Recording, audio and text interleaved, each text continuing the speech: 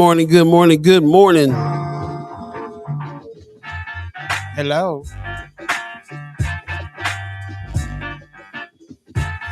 Monday, March 28th, 2022. It's about that time, y'all. Wake up, wake up, wake up. Get your body moving.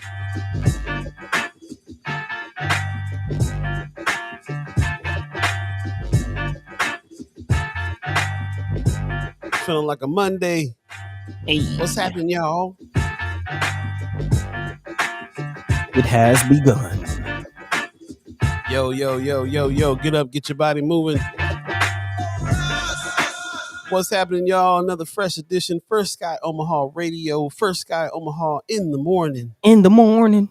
Monday, March 28th, 2022. Good morning to all of you. Good Monday morning to all of you. Thanks for joining us so early in the morning. Yeah. We got a man already in the chat. Assalamu alaikum, family. Hey, we're looking for line, brother. That's right.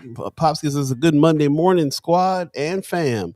We get to welcome another First Sky weekend. That makes me smile. Right on, Pops. Hey. Got a good morning from Wanda Lewis. What's happening? Top of the morning. Brother Muhammad says, chat chimers, let's get busy. Hey, man. I love that attitude, man. Coming with the energy. Love it too. Judy Prinzer gives us a good morning, family. Good morning to you as well, Judy. Top of the morning. Top of the morning. How was you guys this weekend? Let us know. And thanks for joining us, all the radio listeners as well, over on First Sky Omaha, the listen button. Thanks for joining us over there. The 6:30 crew. Let us know how the mix was this morning. Hey. Always love to hear from the 6:30 crew as well. And all of you, thank you very much for joining us this morning. Got a good morning from Kate. What's happening, Kate? Hey, top of the morning. Hey, Mark Matter gives us a good morning. Hey, I saw that you're gonna do a midnight record sale over there at Homer. So I'm looking forward to. Yeah, that's old school right there, man.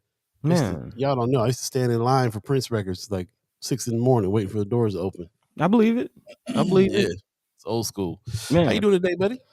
I'm all right, man. I'm all right. Kind of a little on the tired side. Just messing around last night, man. Stayed up watching movies a little later than I should have. But that's what's up. Yeah. Kind of just chilling out over the weekend. Caught the fresh new episodes of ATL. So definitely had to. Yeah, man. Yeah. Just it felt like a mini Jordan Peele movie, like the first episode. Yeah, it did, especially the first part of the episode.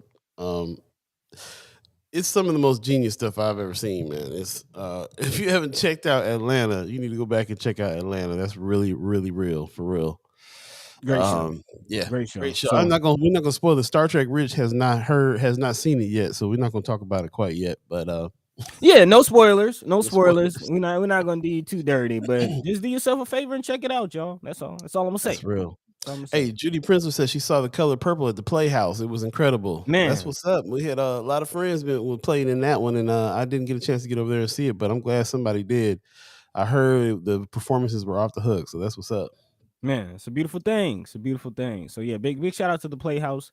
They get down for sure. Yeah, and all the talented people that was involved with it. But yeah, I'm doing good this morning, man. How you doing?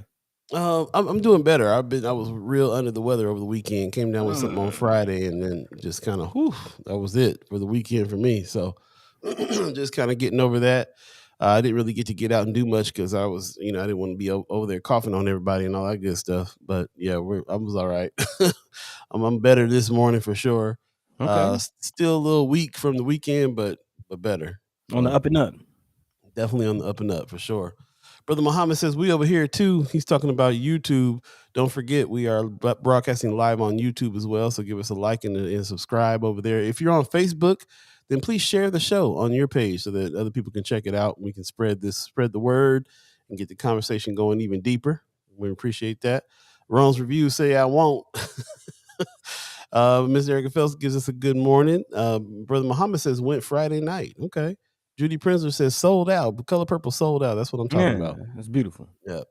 Ms. Erica Phelps says drink water. Yeah, I was kind of went through some gallons this weekend because I really needed to hydrate and get well. It was not good. Sleeping Gotta too keep it close on to deck. Gotta on keep it deck. on deck. On Yeah, deck. yeah. Man. Water is life. Brother Muhammad says sleeping too close to a cracked window. I think I should have cracked it, or I should have did something. I think the heater kicking on in the middle of the night when I didn't want it to contributed to that. So yeah, it is what it is, man. We got a building our own LLC DBA, the Essential Gathering Place, as the name on the chat, which is interesting. Gives us a good morning. Okay. Who is behind this? Who is behind that title? Yeah, Let us know. Let us know. It's not a name that we've seen much around here. It's a new name. Yeah, whole new. I didn't even know you can do. Well, I guess if it's a business page, you can do that. But that's Yeah, interesting. quite That's what's lengthy. up. But That's we what's all up. about building our own. I mean, that's what First Sky Omaha is. That's what this is an exercise of. So yeah, definitely like to learn more about whoever that is or whatever you got going, because we care about it and love all of our chat chimers, all of our listeners, man. We definitely have a very awesome, diverse, active listenership. So Yep. welcome all the first time and last time listeners. Stacy McLean Honeycutt. Okay. Okay, that's what's up. I know. Yeah, I know. I recognize that name. What's happening? Yeah, that name does sound familiar. Welcome. Yeah. Welcome again. Brother Muhammad says this is where black coffee is housed. Yeah, that's what's up. If you guys haven't been over to Black Coffee, you really need to check it out. Is that what the Essential Gathering Place is? Is where Black Coffee is housed? The Essential Gathering Place. I like that. Okay. Very cool. So building some business out of that restaurant too. I love it. Man, it's a beautiful thing. Yeah, we're gonna have to man, we're gonna have to get your cuz on here to do some more interviews and get some more information, because I've been hearing too much about the salmon breakfast dish. Yeah, he gets down. The Wakanda juice, all that. It gets down. We'll definitely have him on, and I think we ought to try to have some kind of gathering there when you get in town as well, because we kind of had a First Sky Omaha party with brother Melvin Muhammad's fundraiser over there. It was a whole bunch of us over there. It was cool. Late April, y'all. Late April. Yeah. Yep.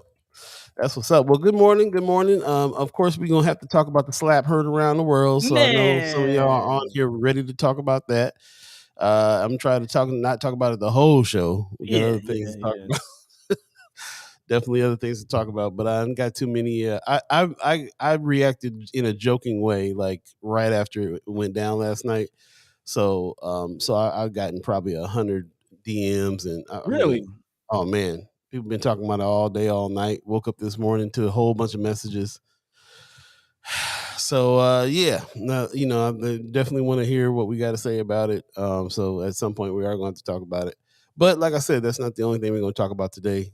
Definitely lots of other stuff to talk about for sure. Also, Brother Rich said First Guy on YouTube. There's the link. If you're sick of Facebook, hit the link, go to YouTube. Shelton Shark, good morning. Says good morning. My favorite is the caramel pumpkin spice coffee from Terrence Hayes. That's what's up. Okay. I liked the Wakanda juice. It was a little sweet. It was like beautiful sweet Kool-Aid, like how Pop says, beautiful sweet Kool-Aid. It was sweet like that, but it was definitely more complex than that. It had fruit in it and all kinds of stuff. Wakanda juice is good, but I had to dilute it a little bit. It's a little sweet for me, but tasty, very tasty. Everything he does over there is good and fresh and all that as far as food. So yeah, man, you're gonna love it when you get down for sure. Yeah, it's on my list. It's on my list, man. So it's a big shout out to brother Terrence Haynes and what he's doing over there at Black Coffee, and the support he's receiving, man. That's important too. It's not just us doing the thing and building our own as we were seeing here, but supporting, making sure that the people support it. That's important. For real. Yeah, man. We appreciate y'all for tuning in, supporting us. On that note, we do have, as Paul mentioned, several things to talk about. We will be getting into, of course, the slap heard around the world a little later on in the show. But before then, we actually have some news to get into, especially this big plan that's come out. About 11 or so, quote unquote, big move projects has been announced or proposed by the Greater Chamber of Omaha. And so we'll talk about some of their visions and what Omaha might look like within the next 20 years. Man, they have some real plans and some things that are actually already underway. Yeah, so we'll talk about that. Also, over the weekend, we had the Send Ernest Jackson Home event. Again, I'm out of town, and my man Paul Beeee was under the weather, so we were not able to make it. But would definitely love to hear from those who were able to come out and support it. Again, it is March 28th, and Brother Ernest Jackson is still not free. So we'll talk about a few of the comments from his family and about the event itself. I'd love to reach out and have the family on as well. So that'll be nice. That'll be nice. Sure. That'll be nice. Speaking of having on, we will be having our partners from the Reader and Flatwater Free Press coming on later on today. So looking forward to that conversation and getting updates on what they have going on. Speaking of that, the Flatwater Free Press has released a new article in partnership with the Omaha World Herald talking about parole hearings and exactly how they're going down. There's some interesting news. I'll just leave it there about how these parole hearings are going down, and we'll definitely talk about it. Also, of course, we've been talking about Carol Blood, Beryl Blood. Put some respect on her name around here, as we like to call her. The hashtag New Blood is going around, and now there's some new blood in her campaign. Apparently, Carol Blood has tapped former Grand Old Party Al Davis as her running mate. Yeah, I see your face, Paul. Well, I got some questions and concerns, but just to be clear, he's former Grand Old Party. He's now a Democrat.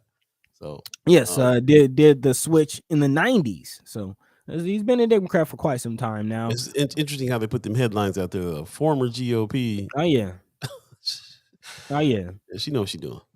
We'll talk about it. We'll talk about that and more throughout the show. It is 7:12, 8:12, depending on where you are. Yeah, if you believe in the concept of time, let's go ahead and get this show on the road. First Sky Omaha in the morning. Paul Beeee, Buddi3 Da Gawd, Star Trek Rich, all of you. Let's go. Right on.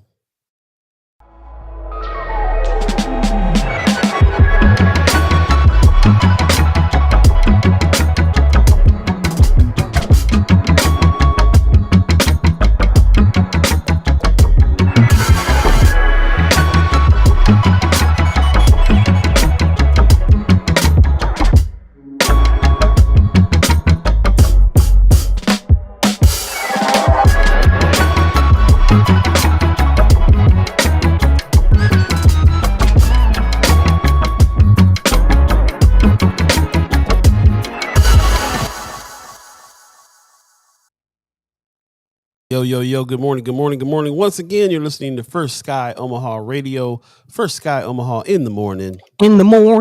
Paul Beeee, Buddi3 Da Gawd, Star Trek Rich in the house, and all of you, the chat chimers, thank you very, very much for getting up early with us and jumping into the chat already. If you're over on YouTube, go ahead and give us a like and subscribe. Tell a friend. We're trying to play the YouTube game. Got to get some numbers over there. Also, if you're on Facebook, please share the show, so that we can get as many people talking on the show as we can, and let as many people know about it that we can, so we can have an even deeper conversation. So thank you for all your help already. And once again, it is Monday, March the 28th, 2022. And it's feeling like a Monday a little bit to me right now. Feeling like a Monday. Yeah, I'm there with you. Yeah, but happy to be here and happy to jump into some discussions. Once again, if you are here to talk, to see what we got to say about the slap heard around the world, we will be talking about it at some point today. And Wanda Lewis, we got the news there. I'm not sure she was ready to announce all that, so we'll leave that to her. But for those of you reading the chat, Michelle just had some tragedy in the family just recently, so give a shout out to her.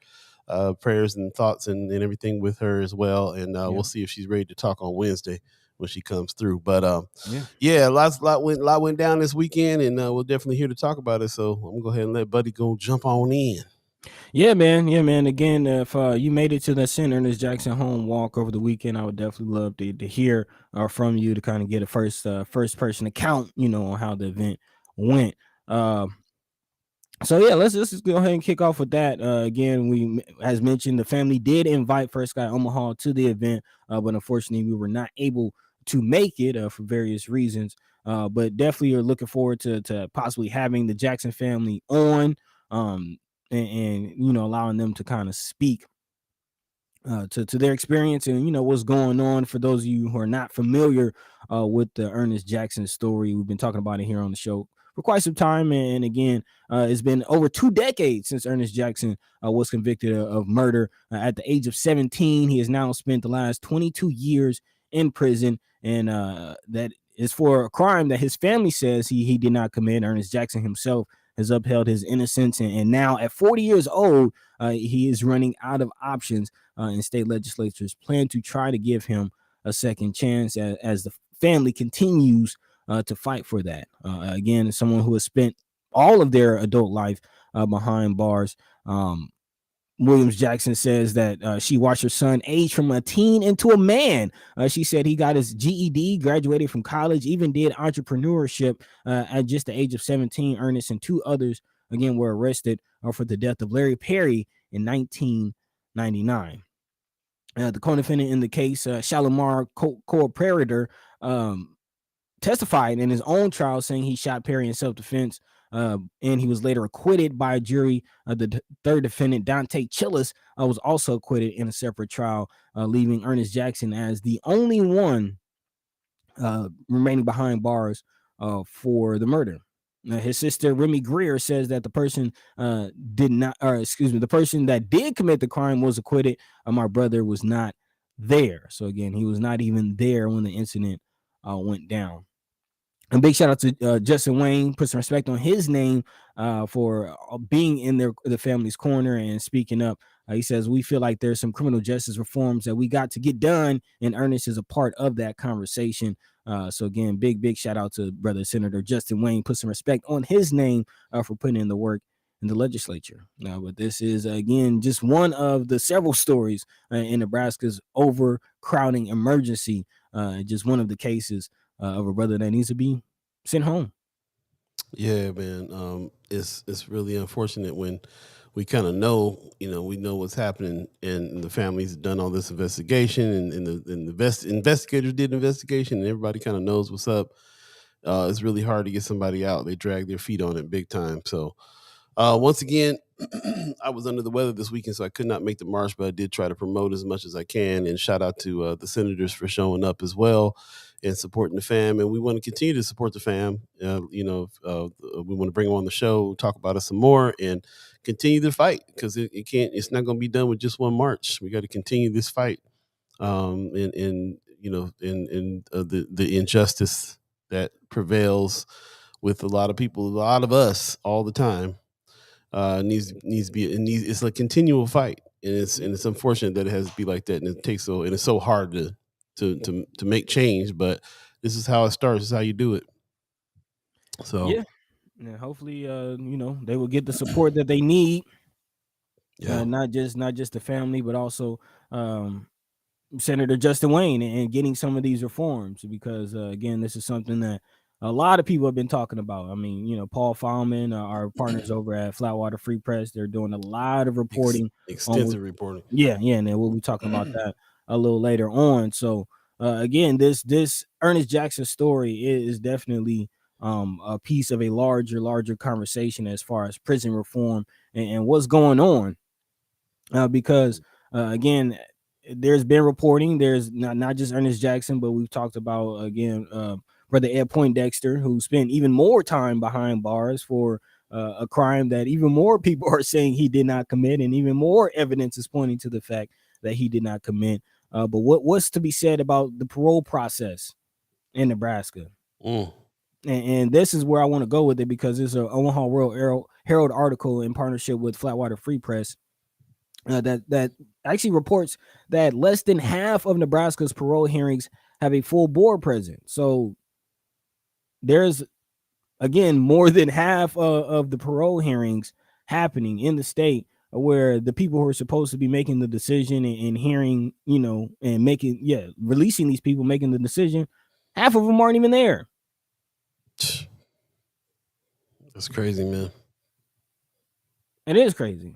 Going to the chat. I was about to talk about what Linda Latham was bringing up, which is crazy. I mean, I didn't know this point, and it's amazing. The person who shot the gun was acquitted on self-defense by the same judge. if the crime was declared justified as self-defense, how is Ernest there? Makes me sick. She said she's sure Brenda Jackson would love to come and talk to y'all about her son. Oh, anytime. Mama God gives us a good morning for Sky fam. Thank you for joining us. This is really kind of incredible, and the details that you're talking about right now, where they don't even show up, man, for some of these hearings. It's pretty amazing how nonchalant. I keep hearing this from everybody, Paul Feynman and everybody who is pushing for these kinds of reforms. How very, very hard it is to get somebody out of jail. It's super, super difficult to even like get another trial sometimes, and like you said, like get them to even show up. Man, that's disheartening. Like, how do you even function? How do you even? Yeah. Well, there's got to be pressure. You know, there has to be pressure on the whole system, on the whole privatized jail system. You know, pressure on the court system. All of it has to be. There has to be pressure on all of it at all times. You know, all at the same time. I mean, I don't see how else is. You know, how else they're going to change up this. The system is like we keep saying. The system is working exactly how it was designed to work. Mm-hmm. So, you know, it's to keep. You got to have some serious heart to keep up this fight, knowing that really what needs to change is the whole system, and that's, you know, what we're not quite fighting. Like we're trying to make people aware so that people will talk to their representatives, and the representatives will go do some work. Mm-hmm. Because really, like from the ground up, it all needs to be redone, and it's not going to change up until it is. That's the disheartening thing for me. Yeah, of course, it's a super hard thing to get somebody released, because they're working to get them in there in the first place. They sure ain't gonna let them go when they got them. Yeah, and that's the kind of mentality, rather than again providing people with services, is punish them, throw them away, and keep them locked up. Throw away the key. Right. Not much rehabilitation going on. Kind of as we talked about on Friday with the retribution. I can't say it. The retribution justice. I don't think that's the exact term how it's phrased, but again, the conversation that we're having and different ways of talking about the arrest and circumstances surrounding the arrest.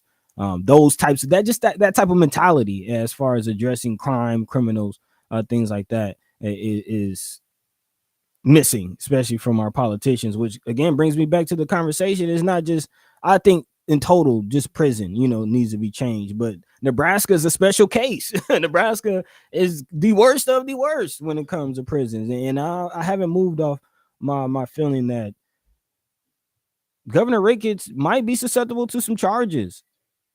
Well, yeah, 2 years of overcrowding. What's the penalty? Obviously, you don't have a penalty for that. Right. Like what once you issue the overcrowding emergency and nothing is done, how do you enforce that? Like, what's the point of issuing the emergency if you just, like say, hey, y'all overcrowded, and you don't do anything to enforce it or hold the people accountable? Right. Just let it keep going like it is. But that's because it's just part of the whole system that's designed that way.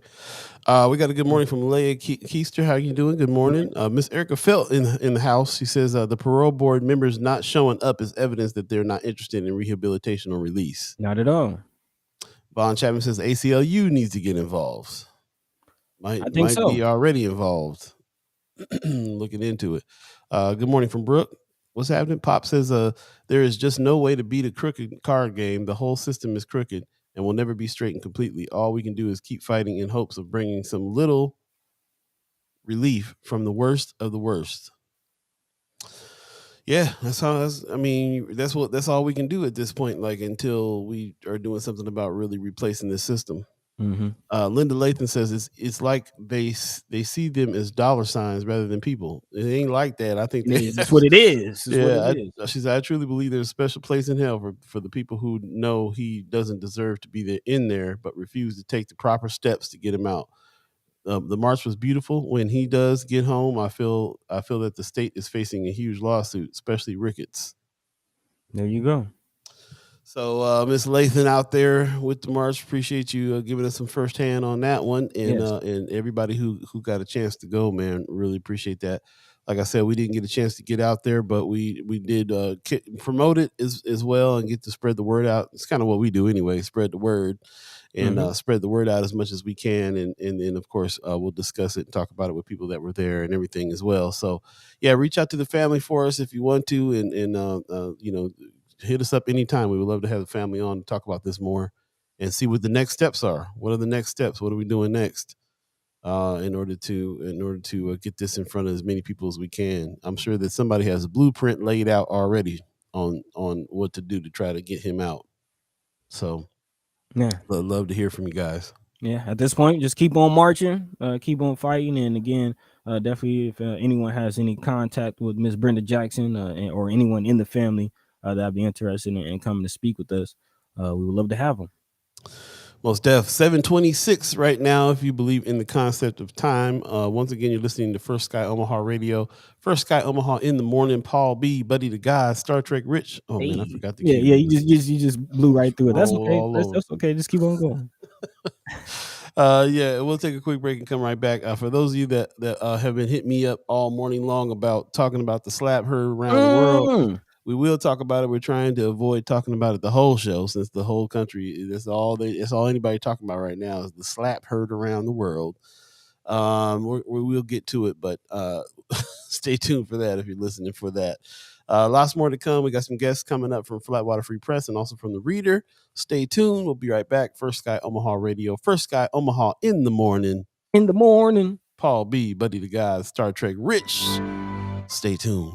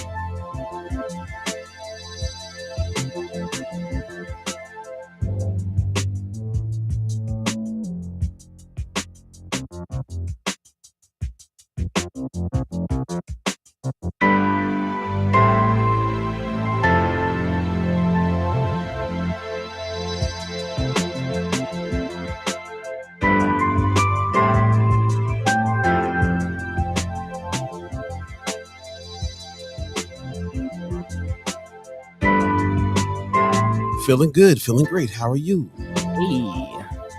Got a good morning from Ty Williams with some sunshine. What's happening? Also, Chrissy Knorr gives us a good morning as well. Thank you for everybody that is joining in so early this morning. Linda Lathan says, I just sent her this via Messenger and I'll shoot her a text. Also, Jason Whitmer and Medicine Song and Tracy Jackson would be great to invite. Yes, please. Let's invite them all. Let's invite everybody on and definitely talk about this for sure. Rose Review says, don't forget to hit the like button on your way in or out if you're over there on the YouTube channel. Really appreciate all the heads that we can get on that. We got to play the YouTube game now and mess with the algorithm, so we need as many heads as we can over there. Also, if you're on Facebook, please share the show. That really helps a lot to get a whole bunch of people on and talking, and I really appreciate you doing that. So welcome back once again. Monday, the 28th, man. It's already going to be April. Yeah, it's about to be, it's when you're grown, you start your stomach get all twisted up when the first of the month is coming around. It means rent time. Man, did you just hear my stomach? Is that why you said that? I didn't hear that. Okay. The DBX got that special stomach grumble silencer on it, so you're good. You're good. Brother Ariel's 402 says so close to 100 subscribers. That's what we need. 100 subscribers over there on YouTube. So appreciate it. Medicine Song is in the chat as well, replying to Linda Lathan. Thank you for what you do. Appreciate it. And Miss Song will definitely come on to the air and talk about anything that you would like to talk about as well on this subject, because we're in full support of what's going on. I remember reading through the evidence and reading through some of the articles and some of the things that was talking about it, and I was just like, got another brother in jail that doesn't need to be there. Man, convinced. And not that I got to be convinced, but apparently a whole lot of other people are too. right. And it's kind of obvious. So it makes you wonder what it is their agenda is, what it is they're doing.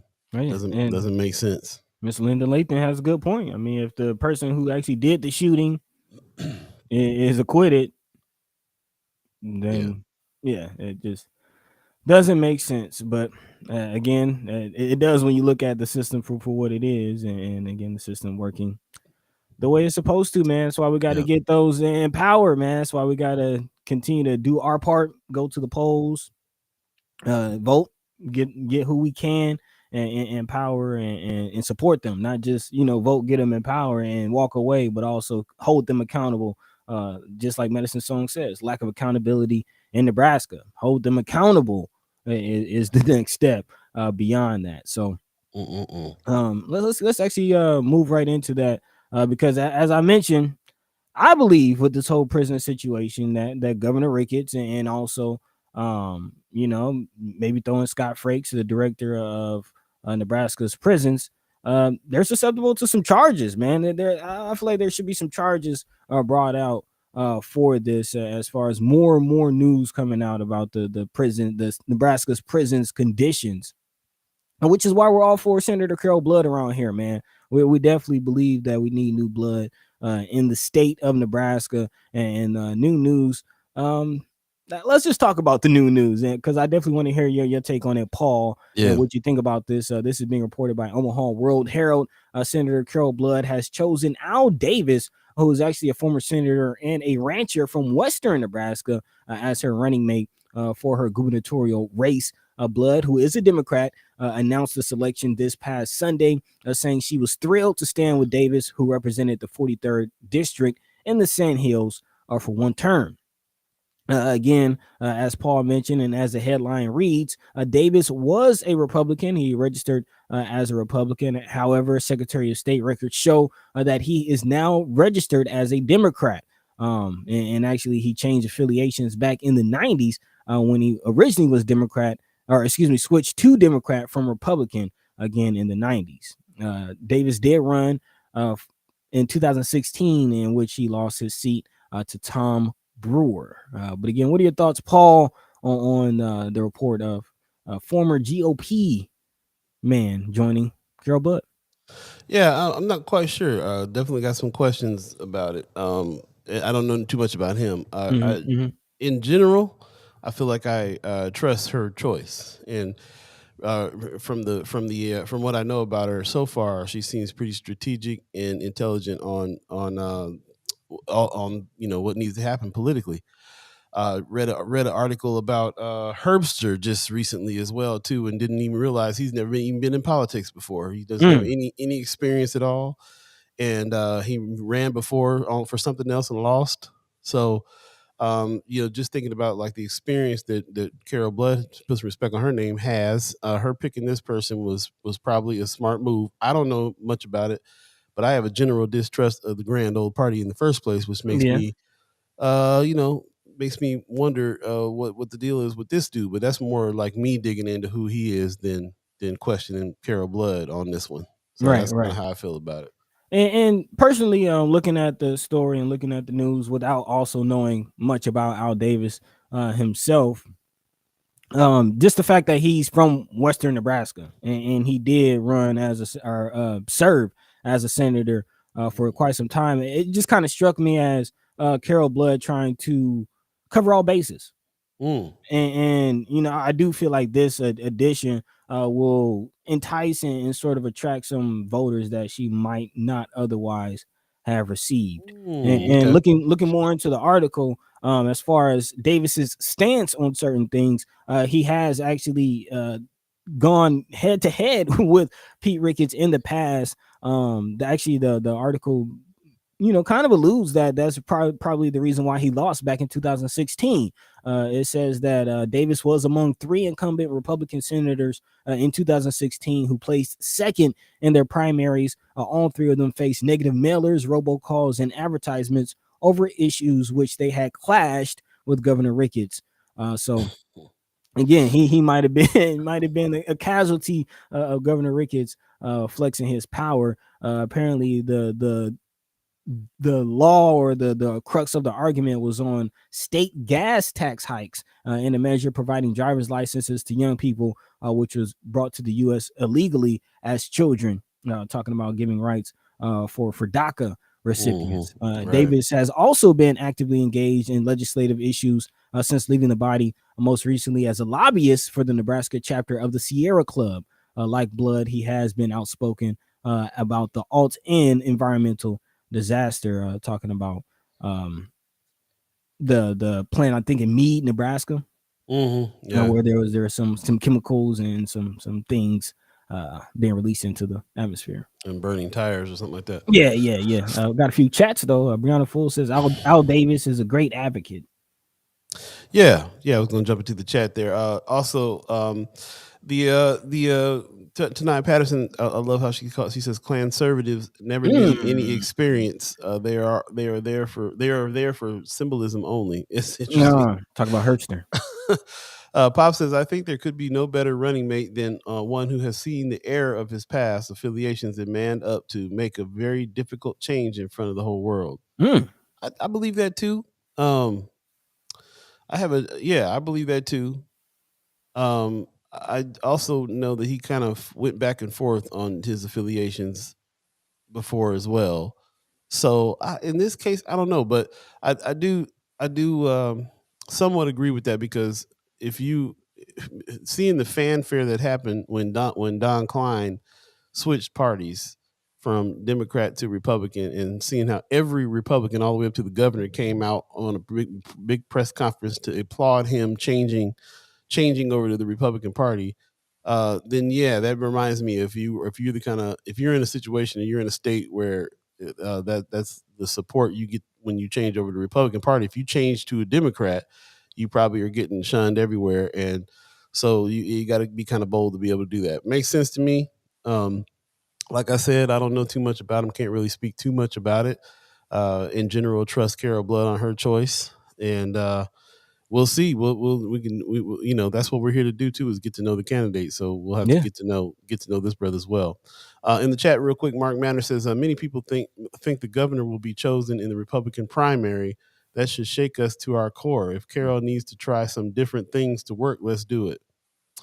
There's a lot of Republicans running. There's a big Republican party stuff going on. It's, as far as like the debates and stuff like that, there's a lot. She can almost get drowned out a little bit compared to like how many Republicans there are running for governor. I didn't bring up that article for us to review on Herbster, because I just felt like I didn't want to give him that much attention. Yeah. As soon as I got to that part where it was like he's never run for office before, he's not in politics. He tried to run, he lost. He doesn't have really any political experience. He's testing the state right now on how far a Trump endorsement can go. We'll see. This is what she's up against. So, Mr. Phil says, I think she needed to put a Republican on her ticket. This is a statewide election, not just Omaha. And that's what I'm saying. Yeah, man. I don't know, but I don't know about that. And also to the point about Herbster and testing Nebraska to see how a Trump endorsement will go. Again, Nebraska is a red state, but the Grand Old Party is divided right now. True. So, I think that she is kind of going towards or trying to attract the Republican voters out there who might, not agree with the Trump side of things. But like I said, he's not we got to remember, he's not a Republican anymore. He switched to the Democratic Party. He used to be in the GOP. It's not like she's brought in somebody from the Republican Party on her ticket. This guy is a Democrat, and so how much he abandoned he abandoned sides. You know what I'm saying? Like how much of the Republicans looking at him like a traitor? I don't know how far he's gonna go with the Republicans. Just Good point. So Good point. Yeah, we don't know. Either way, I think she's doing what she feels like she needs to do to win the race, because we all know this is an uphill battle. As Mark Manor just mentioned, a lot of people think that it would be a Republican chosen. To that point, Nebraska has not selected a Democrat since the 90s. So, we're a couple decades removed from doing that. Is it time, for that to come around again, or will it be the same old, same old? Good question. Chris Ignore says Herbster is a poop. That's a clean version. Yeah, that's a clean version. This all also makes me excited to say, oh, I guess we need to have Carol Blood back on the air. Yes, so she can talk about this and tell us what's going on. So we'll send out the invite and have her tell us a little bit about what's going on with her choice, what's going on with the race, and so on and so forth. Mark Manor, though, you're absolutely right. This should light a fire under everybody. Every time I see anything on the air or in the newspaper about any of the Republican candidates, it just reminds me we're in a red state. There's like seven Republican candidates or something crazy. They having their own debate on TV. Man, like how much coverage is she getting? How much attention is she really getting? We don't have any other Democratic candidates. So who's she going to debate? So it's kind of like her against the team, her against a team of GOPs. So anyway, that's light the fire, because that makes everybody nervous for sure. But it also brings me a thought, man. Hopefully, all of those Republicans running kind of splits the Republican vote. I don't know. Well, that many running though makes me feel like one of them going to win. Well, I mean, of course, somebody has to, win from the Republican Party. I'm saying like when you got that many Republicans, then it's going to be Republican governor at some point. You know what I'm saying? Just the odds, it's an uphill battle. It's a serious uphill battle. So it ain't just the regular get behind Carol Blood. It's like it's like the super get behind her. Do the super work on this, because it's just what's she up against. And I will say, just for so many, it just seems like there's a lot at stake with this as far as the future of Nebraska. We'll be getting into it here pretty soon. But some of the developmental plans in Omaha, depending on who's governor, that could affect a lot of those developments. I mean, what's going on with prisons in Nebraska? What's going on with the state's education system? There's a lot of changes, a lot of debates, a lot of fundamental things that seem to could possibly change at this very moment. And if we can get new blood in there, maybe can steer us in the right direction. There you go. We'll take a quick break. It is 7:43 right now. If you're keeping track of time to believe in the concept, we have a special guest in the house. Carla from The Reader is here. Hey. And we'll take a quick break and come back and talk to her a little bit. Stay tuned. Once again, you're listening to First Sky Omaha Radio. First Sky Omaha in the morning. In the morning. Paul Beeee, Buddi3 Da Gawd, Star Trek Rich. We'll be right back, y'all. Stay tuned.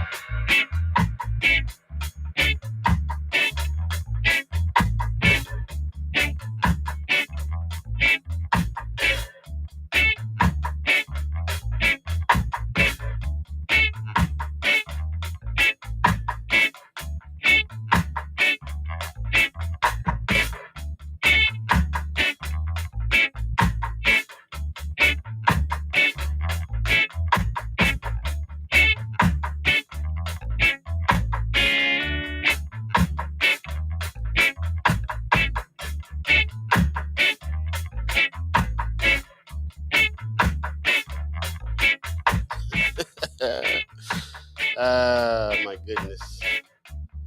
Yeah, hello. What's happening? Monday. It is Monday the 28th, and coming up on that April month. All I know is I don't care about it being April. I just want it to be spring. Can it just be spring? Man. Yeah. First Sky Omaha Radio, First Sky Omaha in the morning. Paul In the B, Buddi3 Da morning. Gawd, Star Trek Rich. And I said it wrong. It is not Carla from the Reader. It's Carla from El Perico. Hey. Ladies and gentlemen, Carla's in the house. Hey, hey, how Hello. you doing? Uh-oh. Can't hear you. Hold on 1 second. Can't hear you. Can't hear you. Got you on mute. It's all right. Star Trek Rich is about to save the day. Check it out. It's always something. I mean, Yep, There you there we go. go. There we go. Gracias. There we go. Good morning. Hello, How hello. are you? I'm good, and you? Good morning. Good morning. Good morning. Good to see Doing you. all right. It's always good to see your smiling face. Oh, well, it's Monday. It is Monday. After It is one Monday. coffee, yes, After one coffee. everybody is happy. Yes, one Yeah. cup of Gotta coffee. get that morning joke going. And Yeah. thank you for getting it in and again with us this morning, especially this early and taking the time out of your schedule. For those who don't know, again, Carla is with El Perico, a companion publication with the again over at the Readers, supporting those in South Omaha and our bilingual and Spanish speaking residents and community members. So what's new? What's going on? Well, a lot is going on, but we can't cover everything. Right. But well, I'm so happy for the April edition because he's coming with very good news about one Hispanic woman. So she opened already kind of like Spanish Center for Cultures. So that is great. And also we have stories about Abelardo's. So do you know Abelardo's, a Mexican fresh food? Yeah, So it's just I know it talking well. about I guess you like burritos, I guess. Yeah, especially at 2:00 in the morning. That's what works for me. Yeah. Yeah, that's right. Because just I discovered that this is the only Mexican restaurant who have like drive-through. Do you realize that? So that is nice. So they have been very successful because of that. And then during pandemic, they never close. They just increase the sales, and that is very interesting to know as well. So also we have stories about the community forum. So for Hispanic community, because it's so many things when you change countries, when you just come in, sometimes you don't know the rules as an immigrant. Right. So it's very good to it's important to get information about that, So that forum was created by Bernardo Montoya, who is our photographer. So he's had the idea, and hey, we need to let people know what's going on in Omaha, and then how can they ask for or request for help. So that is basically the next issue. Nice. Yes, but also this year we have covered some stuff about economy, businesses, also how school help communities, in general, kids in North Omaha also. So that's good. Bridget Fogarty also, she has done very great job with covering that part areas as well. That is amazing. I'm so happy for being for coming this issue. You guys got a great team over there. I love everybody that is on the team, and you guys really cover. I want to go back to Abelardo's real quick, just because you know how much I love Mexican food. Paul's heart. And it's funny because you're right. It's the only one that has a drive-through. Do you know how many restaurants they have open now? Because they keep opening new ones all the time, even through the pandemic, right? I see. Yes. I see the somebody say the Leon's. Oh, De Leon's is a drive-through too. Yeah. Yes. So, well, I'm going to investigate that, but I knew the Abelardos start with Alvarado's. So his model for a business model was let drive-through at the beginning. Right. So I don't know if that Leon's have the same thing. So thank you, Ty Williams. So De for Leon's mentioning that. Yeah, De Leon's was in Lincoln at one time, and then they brought it to Omaha, like way out in like But we start in 108th. Omaha. The Leons start in Omaha. De Leon's is in. They have two in Omaha now. They started in Lincoln though. They started in Lincoln, so it's Well, been yeah, Abelardo's start in Omaha. right, right. That's it, the difference. That's Abelardo right. start in Omaha. Yeah. So yes, that is my point. So it's the first drive through in Omaha. I mean, so now many restaurants are adapting for drive through because uh, like American culture, they love to be like comfortable. So be in the car, just asking for food. That is very good. Actually, I like it too. Yeah, Be in your car, you ask for food and quickly, and that's it. yeah, man. Go ahead. I was just going to ask about the Abelardos. I do also remember you mentioning in the editorial meeting about how they franchise out their business and how they kind of keep it culturally sound, if you will. Yes, so I don't want to tell you the story, but Definitely go read it. Definitely go read that's it. not fair. Yes, but yeah, I can tell you the owner is Abelardo Gonzalez. So he with his family create a kind of like strategy business, and they. Sorry, I forgot. So what's your comment About like? the franchise, how they The franchise it. franchise, yeah, they actually they have like 12 or Man. I think it's 12 restaurants in Omaha, but also they are in South Dakota, they are in Missouri and Iowa too. I had no idea. And they have two franchises in Lincoln too. But it's very interesting because he tried to sell the franchise just to people who know very well, obviously, the Mexican food. So he mentioned the like anecdote, like he sell for somebody else who doesn't have a relative with the culture, and they was a mess up. So the idea is to preserve the kind of authentic Mexican food with the flavors, and obviously people have to know very well how to make all the dishes and everything, because they sell not only like burritos, they sell also like sopes and menudos, like soup, and also tacos. They have like Tuesday tacos. I will promotion that. So Tuesday. 5 tacos, $5.99. So Yeah, man. Yeah, man. He didn't pay me that for to say that. So I just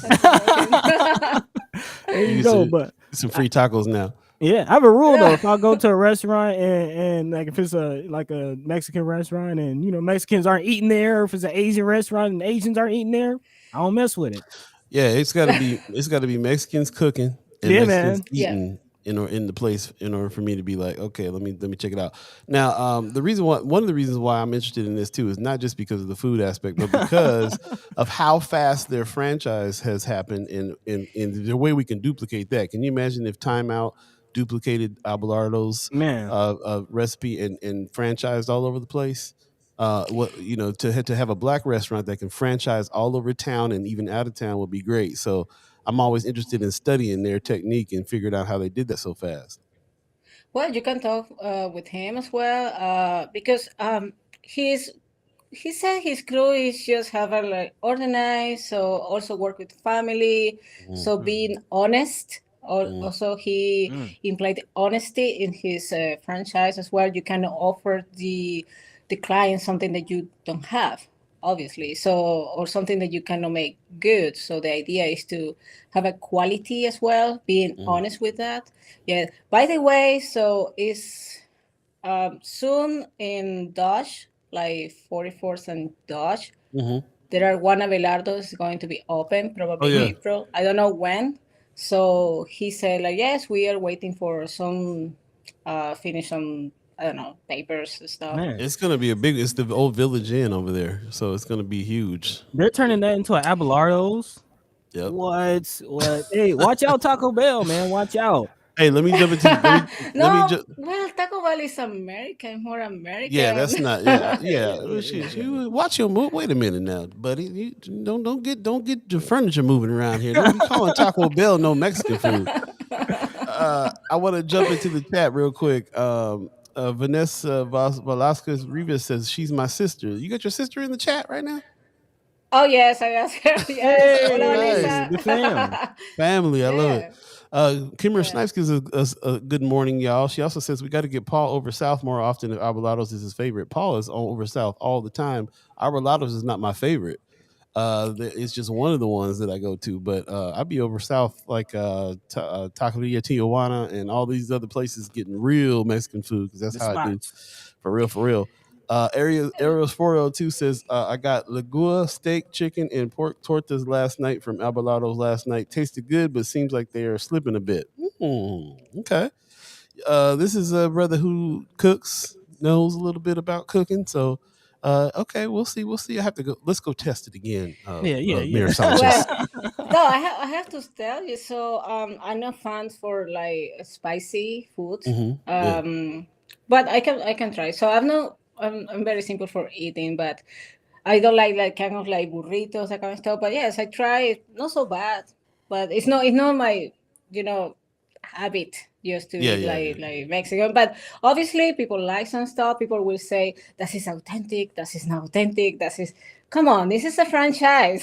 so That's true. That's so true. There you that's go. happened. It's like a fast service. So Yeah. it's not the same thing when you sit in a restaurant and waiting, and you have a conversation. The waiters talk to you. It's not the same, but Yeah. they do the best as they can. So the important is like how the business is growing as well. So they Yeah. expecting to have like 30, 31 franchise probably this year. Wow. I don't Man. know. They that's his expectation for that. This is according to their the interview I have with No, Yeah. that's Pilatos. It's interesting. some of the only growth that I've seen, especially all through the pandemic, man. I didn't even last time I looked, there were only like 15 or 16 restaurants. So now they're up to 30. I mean, it's light years. Studying that model would really be something else. Mark Manner says timeout needs a franchise. Those lines are long. Yeah. It would be great to have to have them franchise. Mama God says it's open. Talking about the one over there on off of Dodge, says it's open at least the drive through. I go to Qdoba across the street and watch patrons go through the drive through. Okay. So Brett Black Dynamite said Paul almost put some smoke in the city due to Buddy's comments talking about. I wish you would tell me Taco Bell is Mexican food. We'll be fighting in here. Miss Erica Phelps says I feel like they Americanized to a degree. It's also not the same as 10 years ago. They're good. They're good people working there, and I appreciate them being open late. Yeah, I man. can imagine if you've been open 10 years in Nebraska, you're gonna have to change up a couple recipes in order to really, in order to keep sales flowing and growing because if you want real authentic, you have to go to the other side of town and get the real authentic. But they have in order to franchise 30 times over in Omaha, Lincoln, Iowa, and all these Man. other places, got to Americanize it slightly because there's a lot of Americans here. Yes, that is something like I would say yes. That is right. I understand the point for Miss Erica. So obviously you are in America, so you have to enchant your customers. So No, you have to add as well. Yes, I will I explain you disagree. something. No, well, I can disagree in some point, but I'm from Venezuela. The popular food also is shared also with Colombia. With Colombia is arepas, and then Mm. people ask always like, "Is this coming with French fries?" I was like, "No, it's not." But I can got you the French fries as well. You just what? Yeah. And No, because everything has to be with French fries. Every French fries. No, but that is something like, okay, if you want to do that, it's the same like, for example, like tortilla española. Uh-huh. Okay, well, like potato, Mm-hmm. how you call it, mhm. tortilla española. Okay, so one day I saw somebody just put ketchup. Just like, what are you doing? She help No. us write the next Atlanta show is what we need to do. Talk about She all said, that. "What are you Yeah, but this doing?" is that No. is the way that people. Yeah, that's the way that people eat. That's a discussion we have in every country. How the way we should eat stuff, that kind of stuff. But obviously, this is Americanized because this is influence. That is also that's beautiful when you mix some stuff. Always culture add. never rest. So they add sometimes more. So that is beautiful. But yeah, I prefer traditional than that kind of like fast stuff. I'm from California. We look down upon Americanizing things like tacos and stuff like that. So we got to get out of here. We can talk all day about tacos. I'm gonna tell you that right now. We got about a minute left, and I just wanted to leave it to you. What are you excited about coming up in the next issue? What was the story that you got really excited about writing and digging into the most? I have to say it's about Leah Moreno. She is an artist, and then her life is very interesting about how she developed that Hispanic center for help others community to keep the culture like Mexican culture. So that is so beautiful to know, and then all the community know, and all the Omahans know about that, because exist people who are very interested to preserve that kind of culture as well. I would like also to create like a center just of Venezuelan, but or Colombian, or like South American. But yeah, maybe in the future. But at the moment, so I'm very excited for that story. It's written by Bridget Fogarty, so that's sweet. So great. Yeah, you can visit the l-perico.com. Also, we have to update that. So we need more people also to help us as well. Oh, okay. So you're looking for volunteers.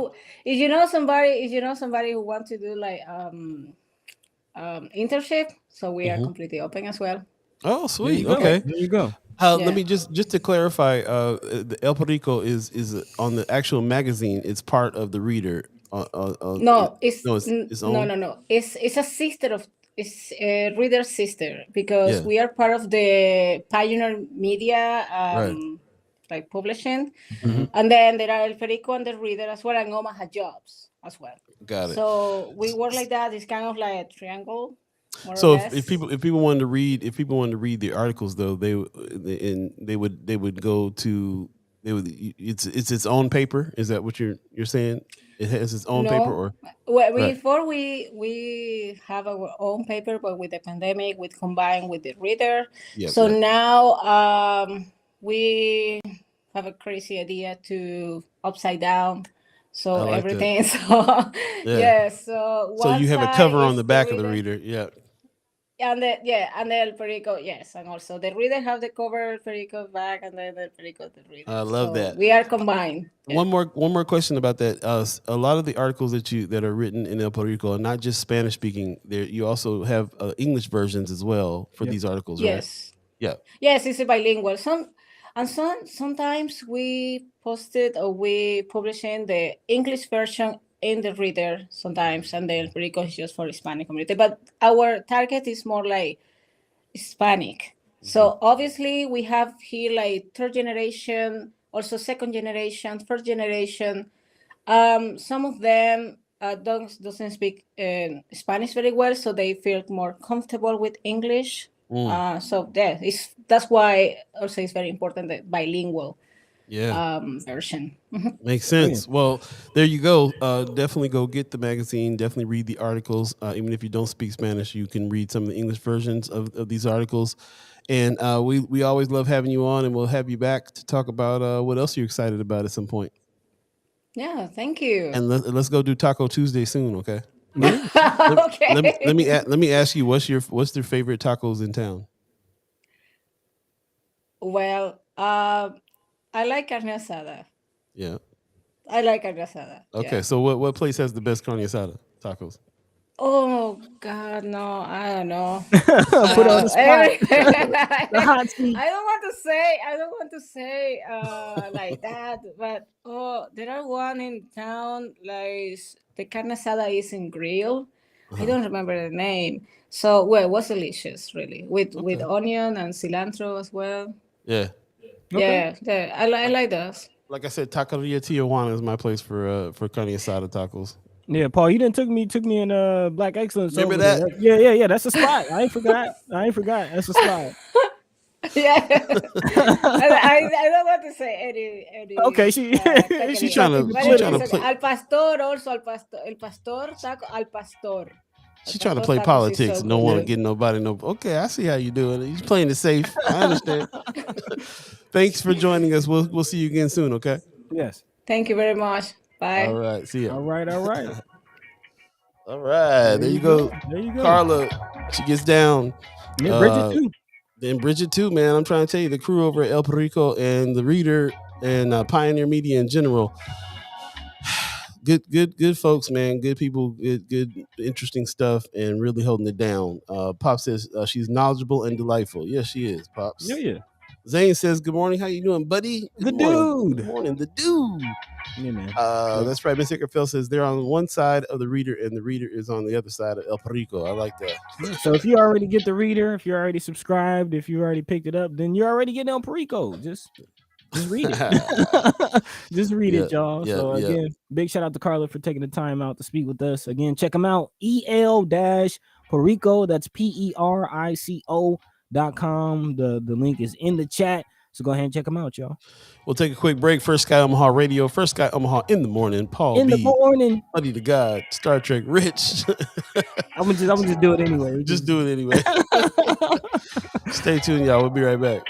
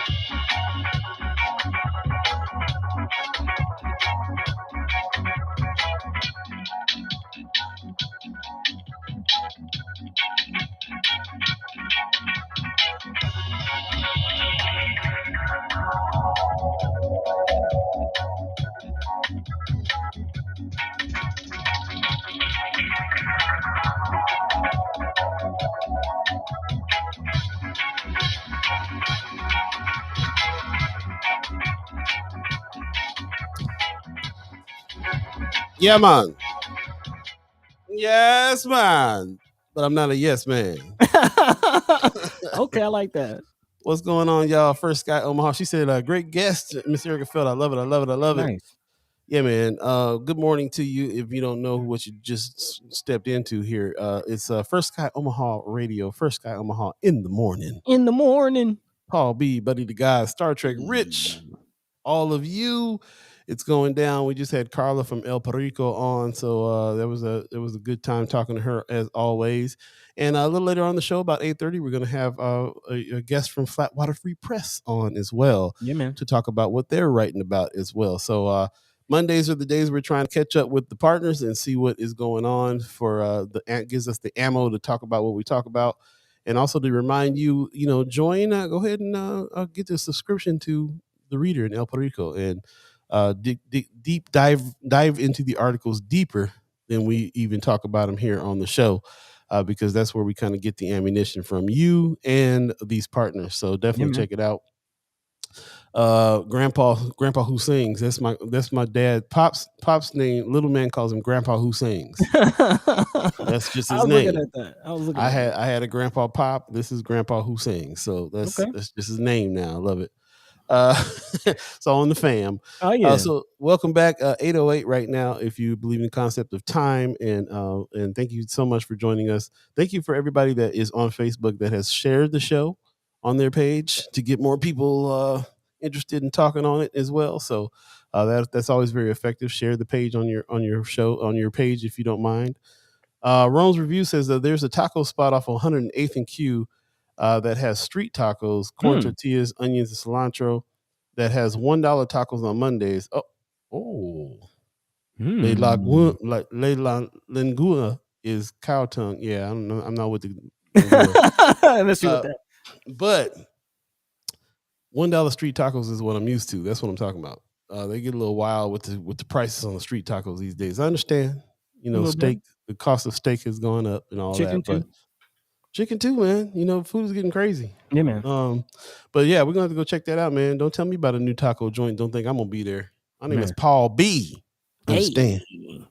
Side note, I did see a report that there are a couple cases of bird flu going around in Nebraska. Speaking of which, it's not just a couple cases. They have put down hundreds of thousands of birds over this. So yeah, man. So as far watch as that chicken. Talking about the food, just figure I'd throw that in there. I'm glad you did. I was going to do that this morning, forgot. But yeah, they're saying there's no threat to the human food supply yet. But watch that chicken, bro. Like, watch that. I wouldn't be nowhere sketchy buying no chicken right now. Yeah, if you're impartial to the yard bird, take it easy. The tender meats. Yeah, man, take it easy. Take it easy, y'all. Chrissy Norris says, we're at on 108th and Q. I'm gonna track them down. I'm gonna tell you that. Yeah. Is it a truck? Is it building? That's a good question. You know what I'd like to see? I always thought about opening up a Mexican food joint myself. Really? Why can't somebody black open up a Mexican food joint in the hood? What's wrong with that? I know how to make tacos. Actually, what is it? Trap tacos, I think, out in LA. What?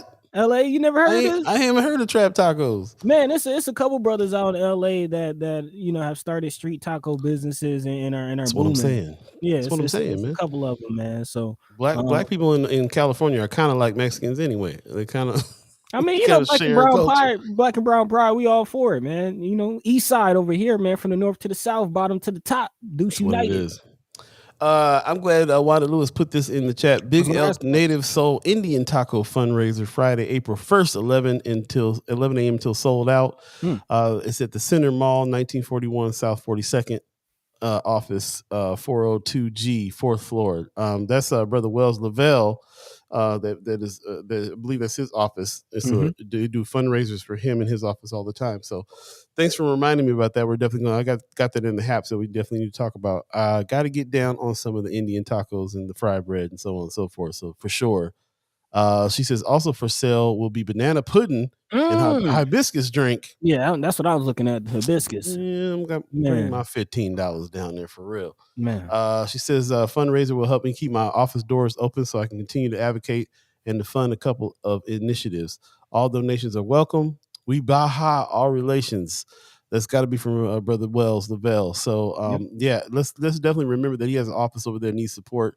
And he's doing it smart because I'm definitely going to get my tacos on this time. And the banana pudding and the hibiscus drink. Hibiscus drink? That's where you got me. I love me some hibiscus. Also, anyone interested, Kateri Heman Pedo says that Lavelle is looking for volunteers. That's what's up. That's what's up. Definitely want to bring him back on and talk about all that. Yeah, Brooks says fried bread tacos. Yum. That's what I'm saying. Taqueria El Lento, El Altino, at 48th and L, has some insanely good tacos. Sean McCarthy, that's what's up. Let's talk about this. Let's talk about this. Yeah, pause right here for the food talk. Yes. Pop says, "Oh no, I may starve to death with no yard bird." Pops, I think this is only a Nebraska thing that's going on with this bird flu. They've shut down a couple of farms, and now the latest one got them like in full panic mode, even though it was just like a small farm backyard kind of situation that they came up with the bird flu. But they're figuring like all the big farms and now the small farms there might be a problem here. Yeah, man. So I would definitely they're claiming it's not messing up the food supply for humans yet, but I'm not gonna eat too much chicken for a little minute. Yeah. Just take it easy. just fall back on the yard bird. But you should be good, Pops. You should be good out there in Vegas. You should be all good. Right. We'll switch to turkey for a minute if you feeling funny. There you go. Yep.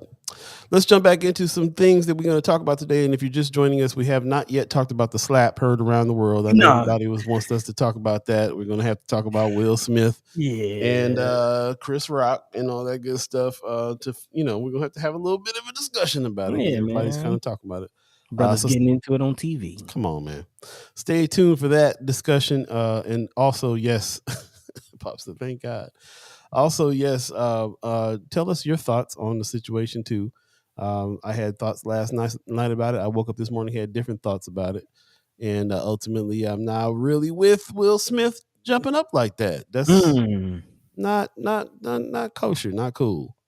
What's your thoughts about what happened behind it? We'll revisit it a little later on after we talk about a few more important things here. So that's what's up. Wanda Lewis says, "Good thing I got chicken and turkeys in the freezer." We'll be on our way over there, Wanda Lewis. We'll see you soon. In due time. But yes, it is about 15 minutes into the hour. So as we get ready for our guests coming up in a few minutes, I have a few other stories to dive into. I definitely wanted to talk about this development in North Omaha.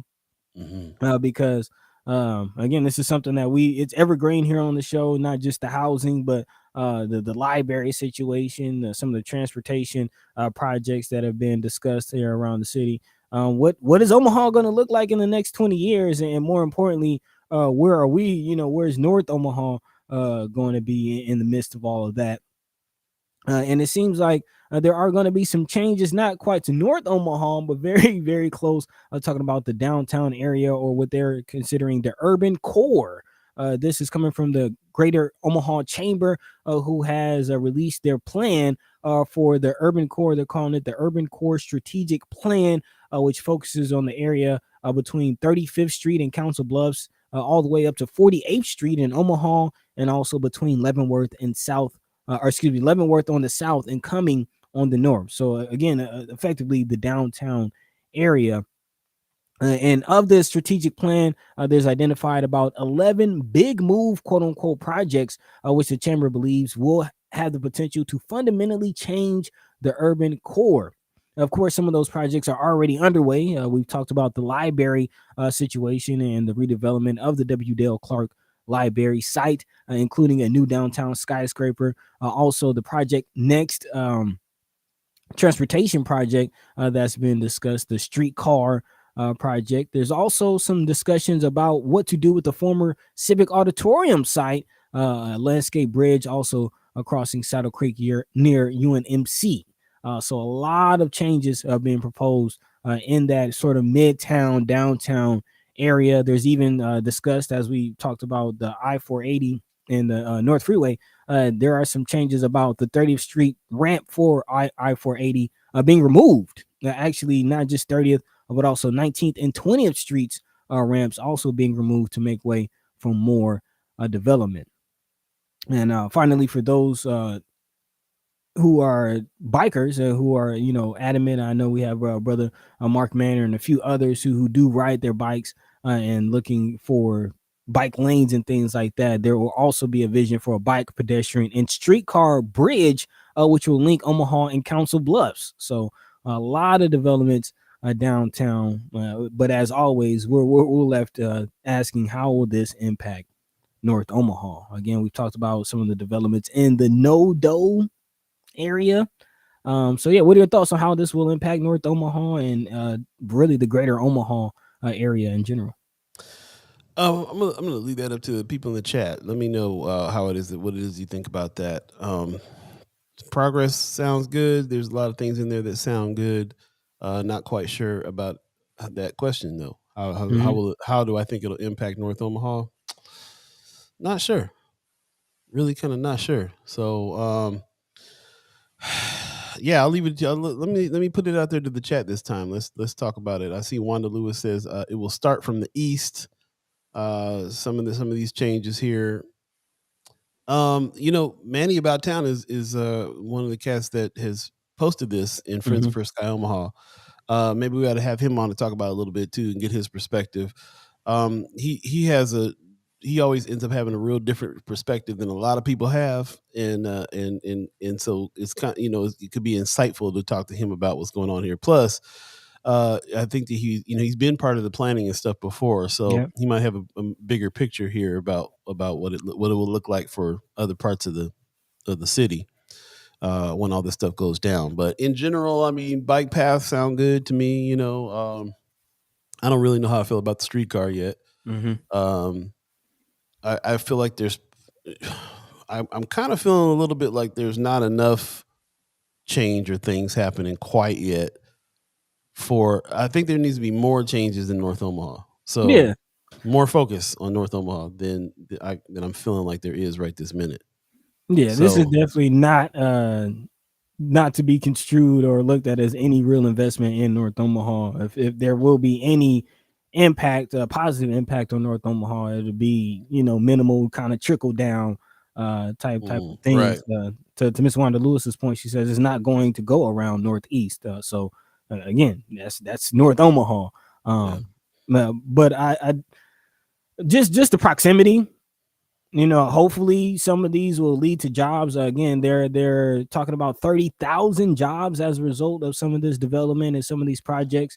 Hopefully some of those jobs go to those in North Omaha. And we talked about, how that can at least, again, kind of trickle down. If there's an economic base that's being raised in North Omaha, can trickle down theoretically back to the community.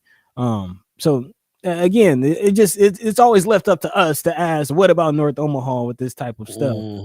So I definitely wanted to present that question. And also, as I mentioned, the greater idea and the greater vision of Omaha as itself, because we talked about not just North Omaha, but the lack of ability for retention of talent, young talent in Omaha in general, the brain drain in Omaha in general. And sort of the idea behind this, they says, I've had a long dream that we will be on the list, that when we talk to any college students in the Midwest and say, what cities are you willing to consider to live and work in, that Omaha's in their top 10. We're not in the top 10 yet. We're not in the top 20. So we got some work to do. Again, talking about that brain drain in recruiting young talent. It's not just African Americans. A lot of people are leaving Omaha and going to other areas of the country to find work and to find opportunities, which again means that Omaha eventually is declining and not retaining talent, not having a lot of things to work with.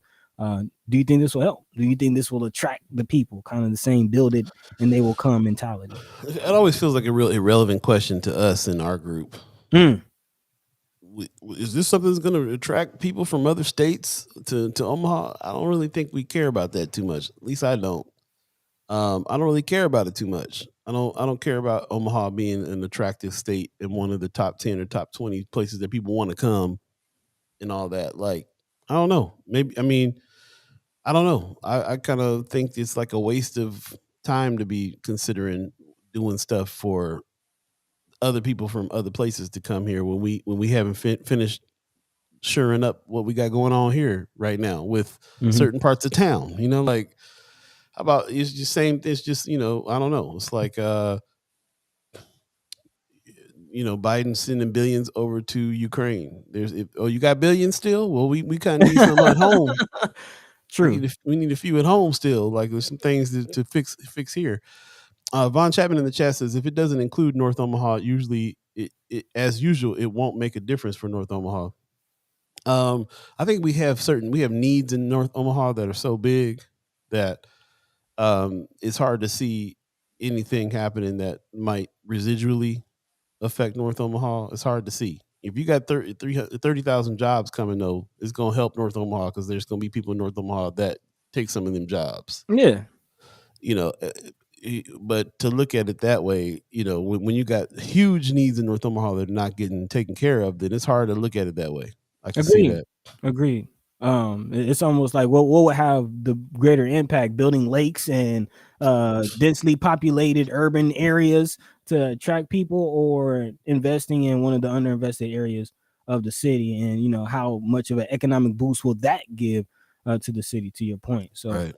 Again, more lack of investment in North Omaha is what it's looking like.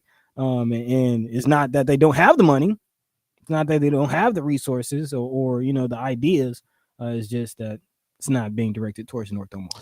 I saw in the Friends of Sky Omaha, there was a win. I can't remember who put it in, but there was a win for North and South Omaha, something like 1 billion that they won already, or I can't remember what it was. I have to go back and take a look at the article there, but they did win some money for North and South Omaha.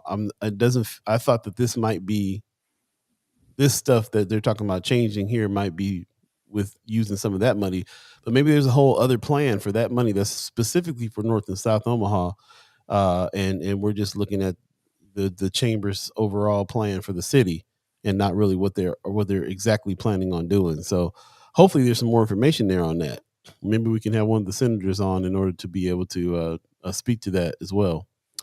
Wanda Lewis says, with the streetcars and bike lanes, there most likely won't be any parking allowed on North 24th Street unless it's designated paid lots. I mean, it's already a very, very narrow two-way traffic going on that street. It's been harder and harder to cruise down on native Omaha days. So yeah, I can see they're making it being even harder to do some stuff. It'd be interesting if they put a bike lane down 24th Street. Was that on the plan? Is that one of the plans? Do you know? Seems kind of narrow for that. Seems kind of like, I don't know. I mean, they already took one lane out on 30th Street to put a bike lane in. Yeah, they did. There's no lane to take out on 24th Street to do that. But Manny has mentioned that there is discussion about some transportation ideas within the next 10 or so years on 24th Street. So that's a good question. Does that include a bike lane? I don't know. Definitely with some of the electric bike rentals that you can get along 24th Street. That's true. Yeah. I'm not sure. They got those bike rentals out in front of Culture House. Yep. So yeah, I've never really seen anybody ride a bike up and down 24, so I don't know how that looks or how a lane would look. Wanda Lewis says, if you take a look at the agenda for city council, people in Elkhorn recently purchased land from the city in Northeast Omaha right off of 24th for new construction development. Really? Okay. Black Dynamite says, who is actually using the bike lane on 30th and potential 24th Street? Mark Manor. We know Mark Manor's using it. Yeah. Mark Manor will take that bike lane on 30th and hit timeout in a hot minute.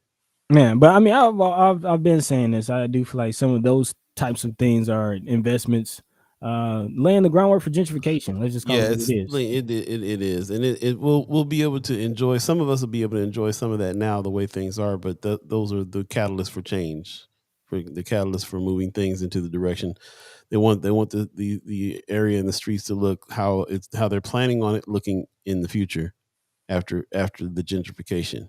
So, one thing that we always talk about here, as far as gentrification is concerned, that we figured out that the gentrification in general is not a bad thing. It just means you're revitalizing your area.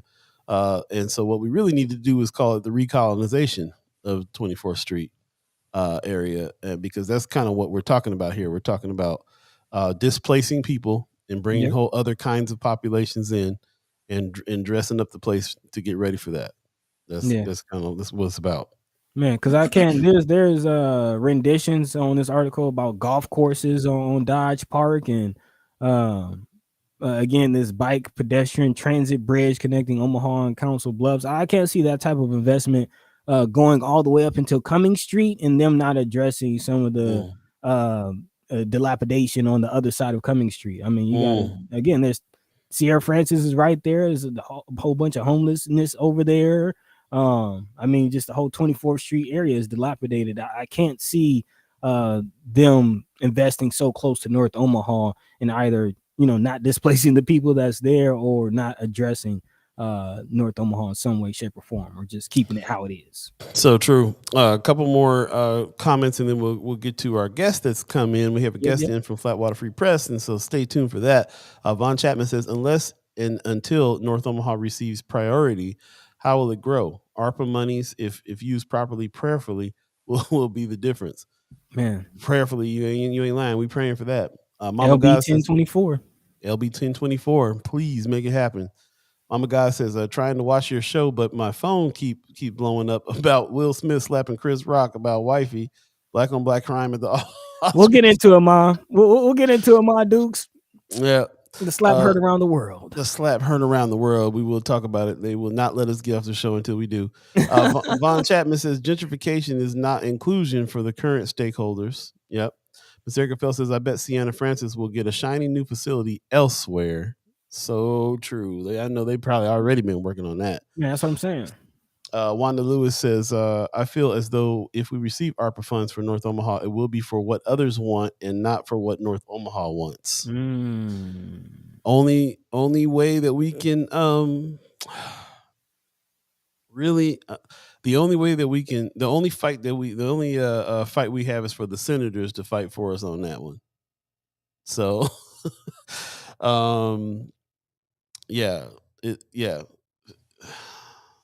so hopefully this is the reason why we had all these conversations about what to do with those ARPA funds and what to tell the senators to fight for those ARPA funds. And so, hopefully if we get them, I'm hoping that it'll come to us.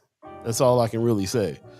Pop says, yes, Paul, recolonization is deep description is and far more accurate term for gentrification. Yeah, I'm gonna start using that. Zerka Fell says, I'm yeah, she already weird. Oh, I'm betting Sienna Francis will be south for the next 20 years. Interesting.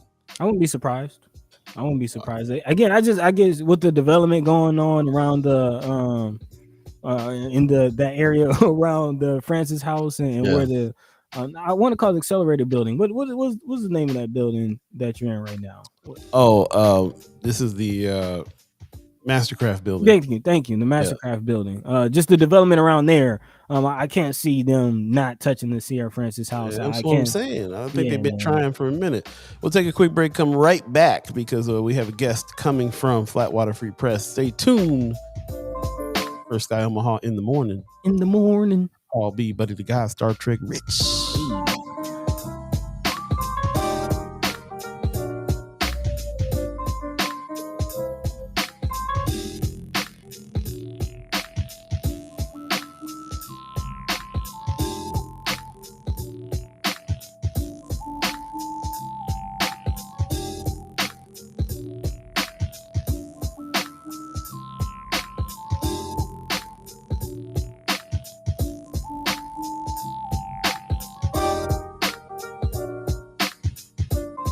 Thank you for your patience. First Sky Omaha Radio, First Sky Omaha in the morning.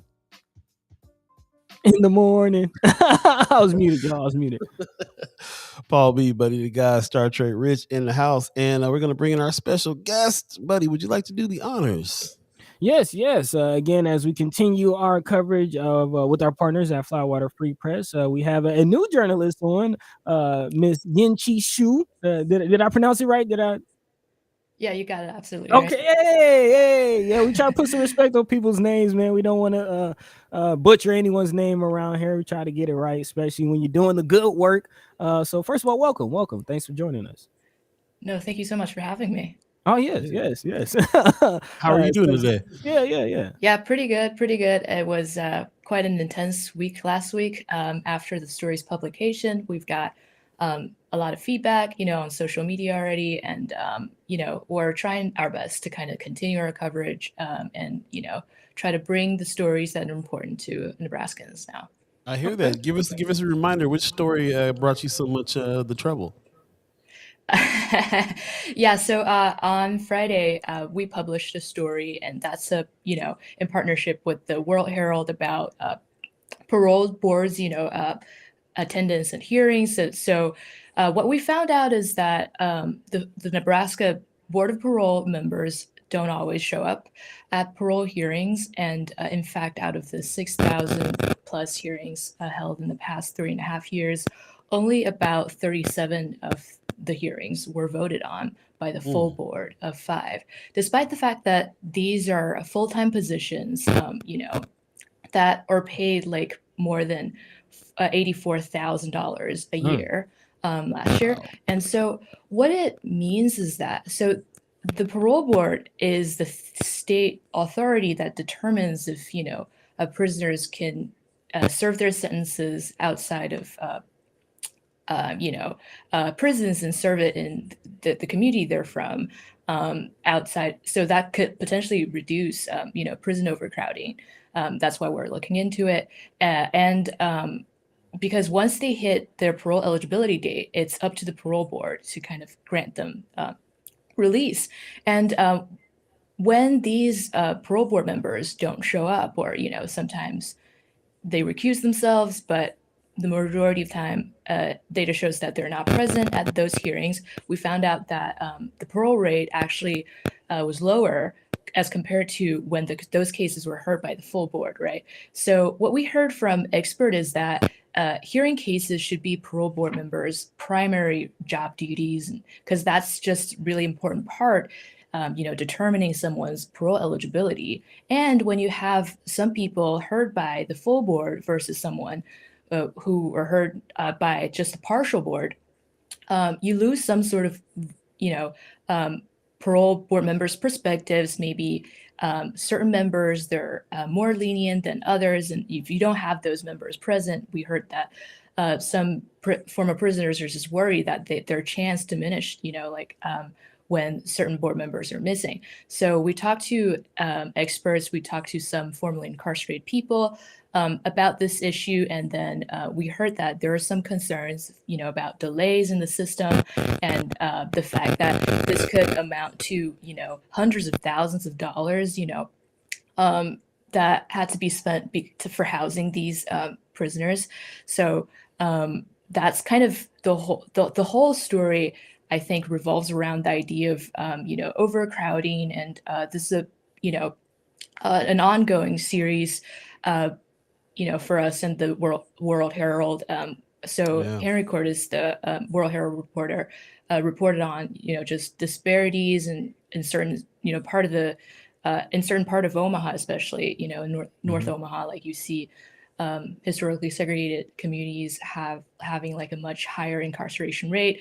And then my coworker, Natalia, who's here last week, also talked about the other problem, also that's part of the system. So you see the front end of, sentencing disparities, and then you see how, corrections officials are not applying the law, as intended, and that potentially kind of prolong people's time in prison. And this story that I just did about parole board kind of, that's trying to shine a light on if kind of, that kind of has any kind of effect on people's, prison time, and why that's an issue.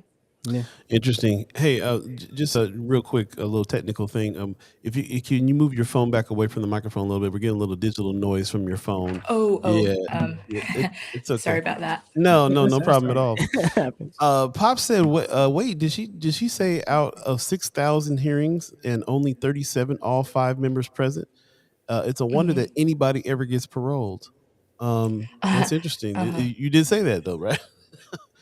So I mean, among the 4,000 hearings, there's still a 56% of parole rate. But in comparison, when the full board was there, it was 62.6% of parole rate. So there is a difference.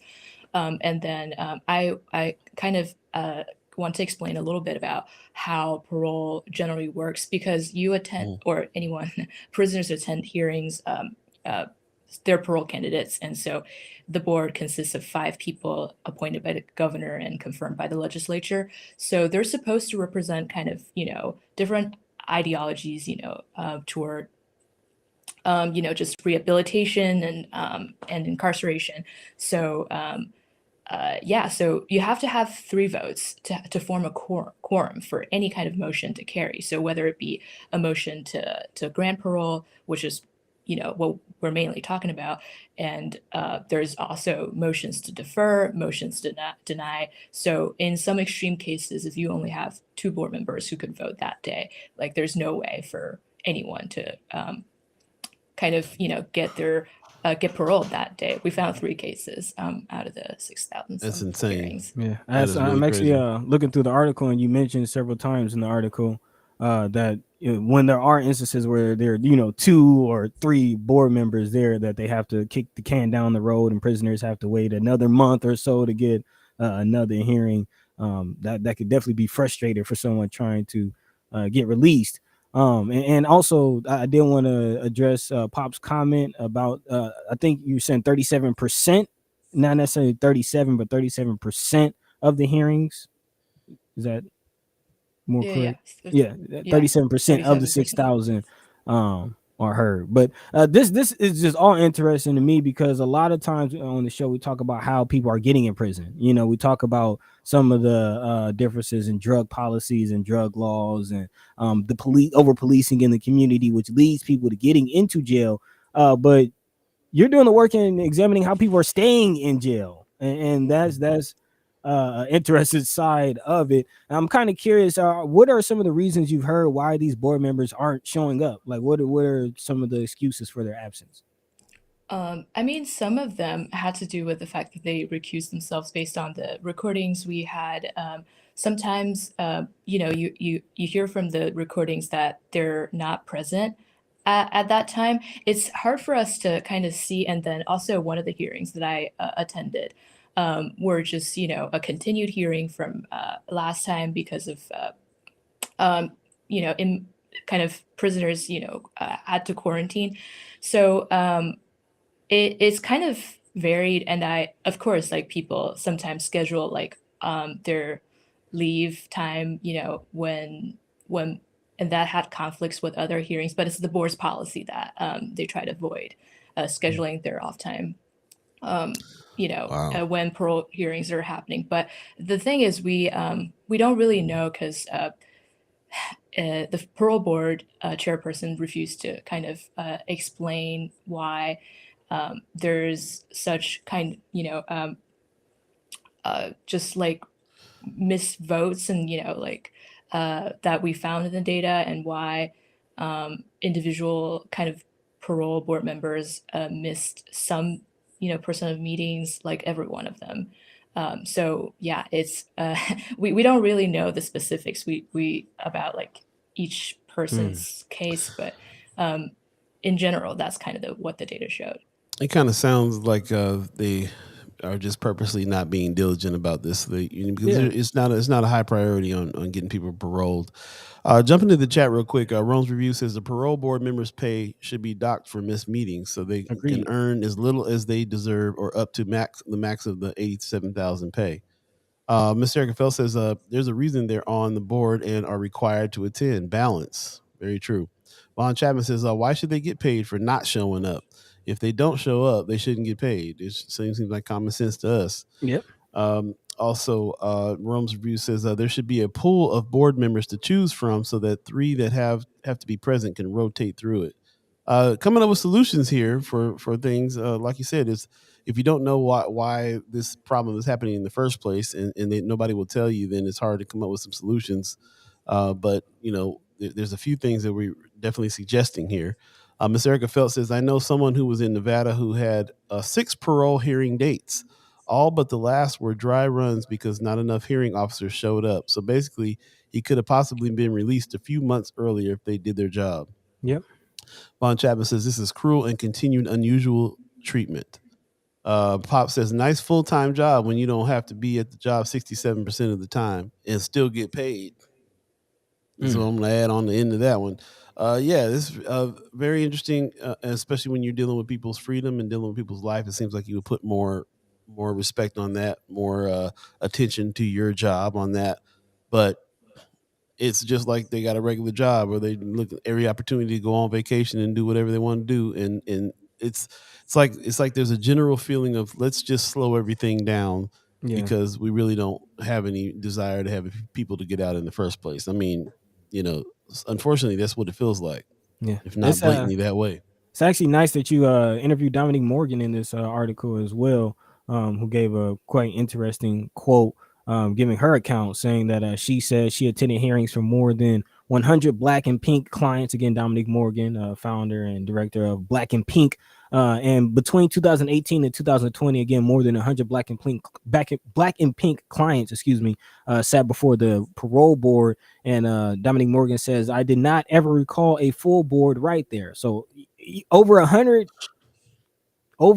hearings and never seeing a full board. That has to be disheartening. And also it goes on to she goes on to explain how that can actually stumble and trip up a inmate who's expecting release. It says the missed votes and subsequent delays can disrupt the prisoner's plans, including efforts to line up a job and housing. When board members are derelict in their duties, Morgan said, it has a huge impact on parole candidates. So I'm kind of curious. There's a few ideas presented in the chat. Have you heard or seen or been made aware of any kind of repercussions or any kind of anything that hold these board members accountable for not showing up? Any punishment? So the only way for them to be removed is by the Board of Pardons. That's basically top state officials, the governor, Secretary of State, I believe, and Attorney General. And so, especially when the governor is the one who appointed them, right? So that's kind of how state government officials, it's kind of still lies within the executive branch. And although they're the board members are confirmed by the legislature in the first place, it's a little bit harder for them to kind of exercise more scrutiny down the road. And but yeah, right now it seems that some of the board members actually serve multiple terms. It's actually pretty common around the country as well. So it's just that that's why we thought that it's worth kind of shining a light on this topic and letting people know about this situation. Yeah, definitely. We got about 1 minute left. Could you give me a little example of some of the feedback that you got that you were talking about at the top of your interview here for this article? What were some people saying? Right.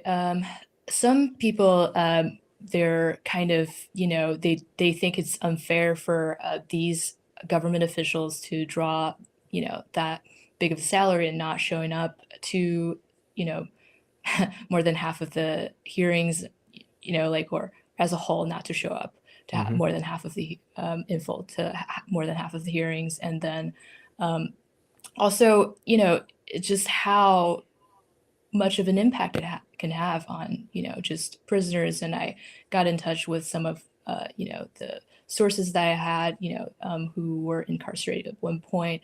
They kind of told me that, yeah, this is an important issue. We want more attention on this because it's causing people, more time and, that they're not supposed to serve or they could have saved. And if, for example, Josh Cars, who I interviewed in the story, just wanted to see his daughter before, at his second hearing, but that hearing didn't end up with the parole. So he had to wait an extra month. And of course, just people are also thinking that saying that parole board members should show up for work. And so to get the, get the process rolling, and so that maybe we don't need another prison or to reduce prison overcrowding in general. Definitely that would help. Yeah, I mean, just think about all the ways our money is being wasted. $200 million on a new prison, $84,000 a year on these board members. Rome's Review says parole board reform now. I'm all for it. Yeah. Thank you for your coverage on this and all the work that you've done to really shine a light on this. We really appreciate what you guys are doing over there and what you in particular have done on this article. Yes. So thank you so much for that. And we'd love to have you back another time too, if you're willing to come back and talk a little bit more about it. Yeah, sure thing. Yeah, thank you so much for having me on the show. I'm really glad to be here. Nice. Yeah, nice. Well, we're happy to have you. We'll go ahead and let you go. We'll see you soon, okay? Okay, thanks. All right. Thank you. All right. There you go. There you go. And again, big shout out to not just Yang Chi, but the whole team over at Flatwater Free Press, man, for doing the work and again keeping us informed of what's going on with the prison system. My stance hasn't changed, man. I think some charges should be brought to somebody, man. To definitely Governor Ricketts, man. Looking at Governor Ricketts, again, he's the leader of the state, and his hands are all in this prison system. Or whether it's again appointing parole board members or working with Scott Frakes, just it seems like Ricketts is not doing anything to try to reduce this overcrowding situation, man. He's spending way more energy building new prisons, bro. There you go. We already know where he stands on all that. We'll take a quick break. Stay tuned. You're listening to First Sky Omaha Radio. First Sky Omaha in the morning. Paul B, Buddi3 Da Gawd, Star Trek, Rich, all of you, the chat chimers. I see we got Jimmy Light and Brenda Jackson in the chat saying send Ernest home, hashtag send Ernest home. Man. Brenda Jackson gives us a grand rise panel. Appreciate you. While you're listening, we definitely want to have you on the air and talk about it. And we also want to apologize. I got pretty sick and was kind of coughing all over the place this weekend. Couldn't make the march, but that's my bad. I apologize for that. I just didn't want to come coughing on everybody. But we did put the word out that it was happening, and we're putting the invitation out to you to come on and talk about this subject as well. Hashtag send Earnest home. Man. Please, let's do that. It is March 28th, 2022, and Brother Ernest is still not free. And so we still got to fight. We'll be right back. Stay tuned. We got the haps coming up here pretty soon. First Sky Omaha Radio, First Sky Omaha in the morning. Paul B, Buddi3 Da Gawd, Star Trek Rich, Trekkie Words of Wisdom coming up next. Stay tuned. Squad.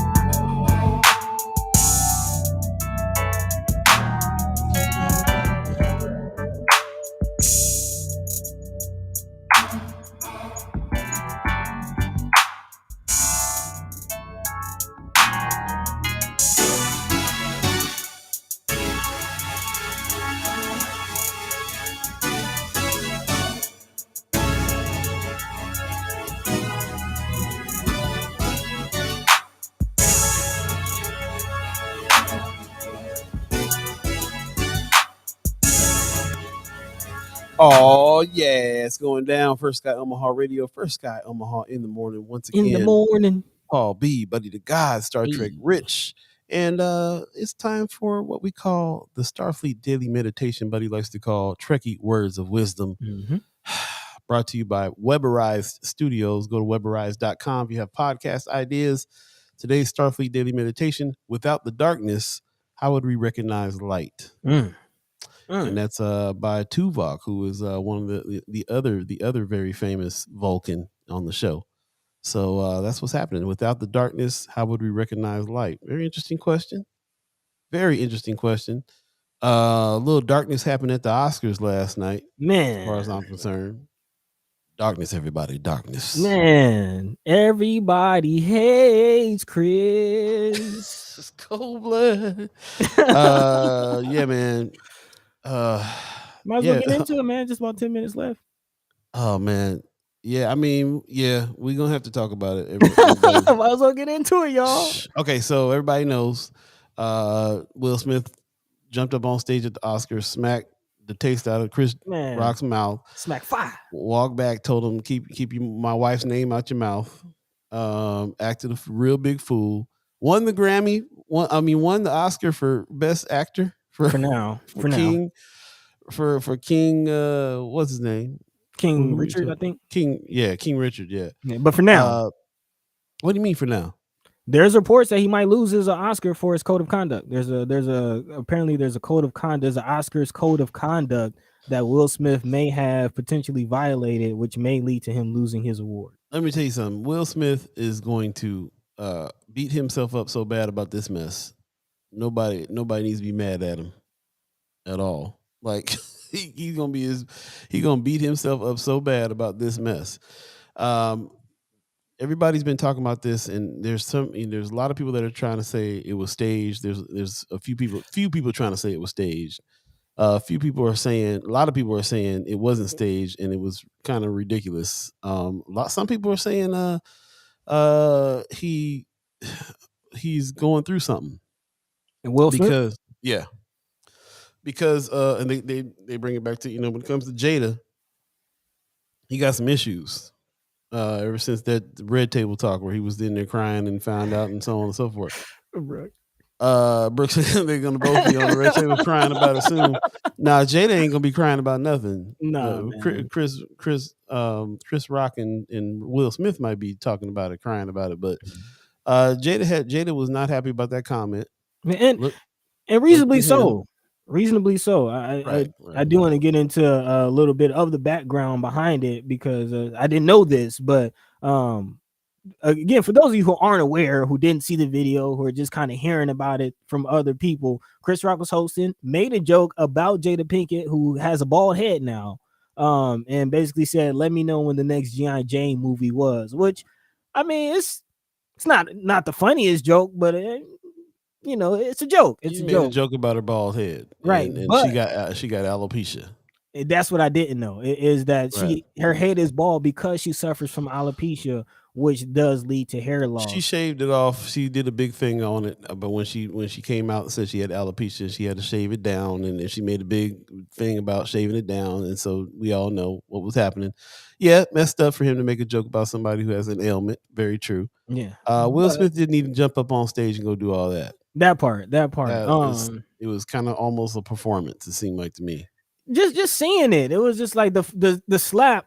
You know, was like, man, that looked staged. It did look staged. I had to watch the slap a couple of times. Like, was that real? Did he actually connect? Like, was that a real thing? But was it a stunt slap? Right. But the exchange afterwards was definitely felt real. It felt like and then him getting that award at the end and crying, crying, and he was already regretting it when he got the award.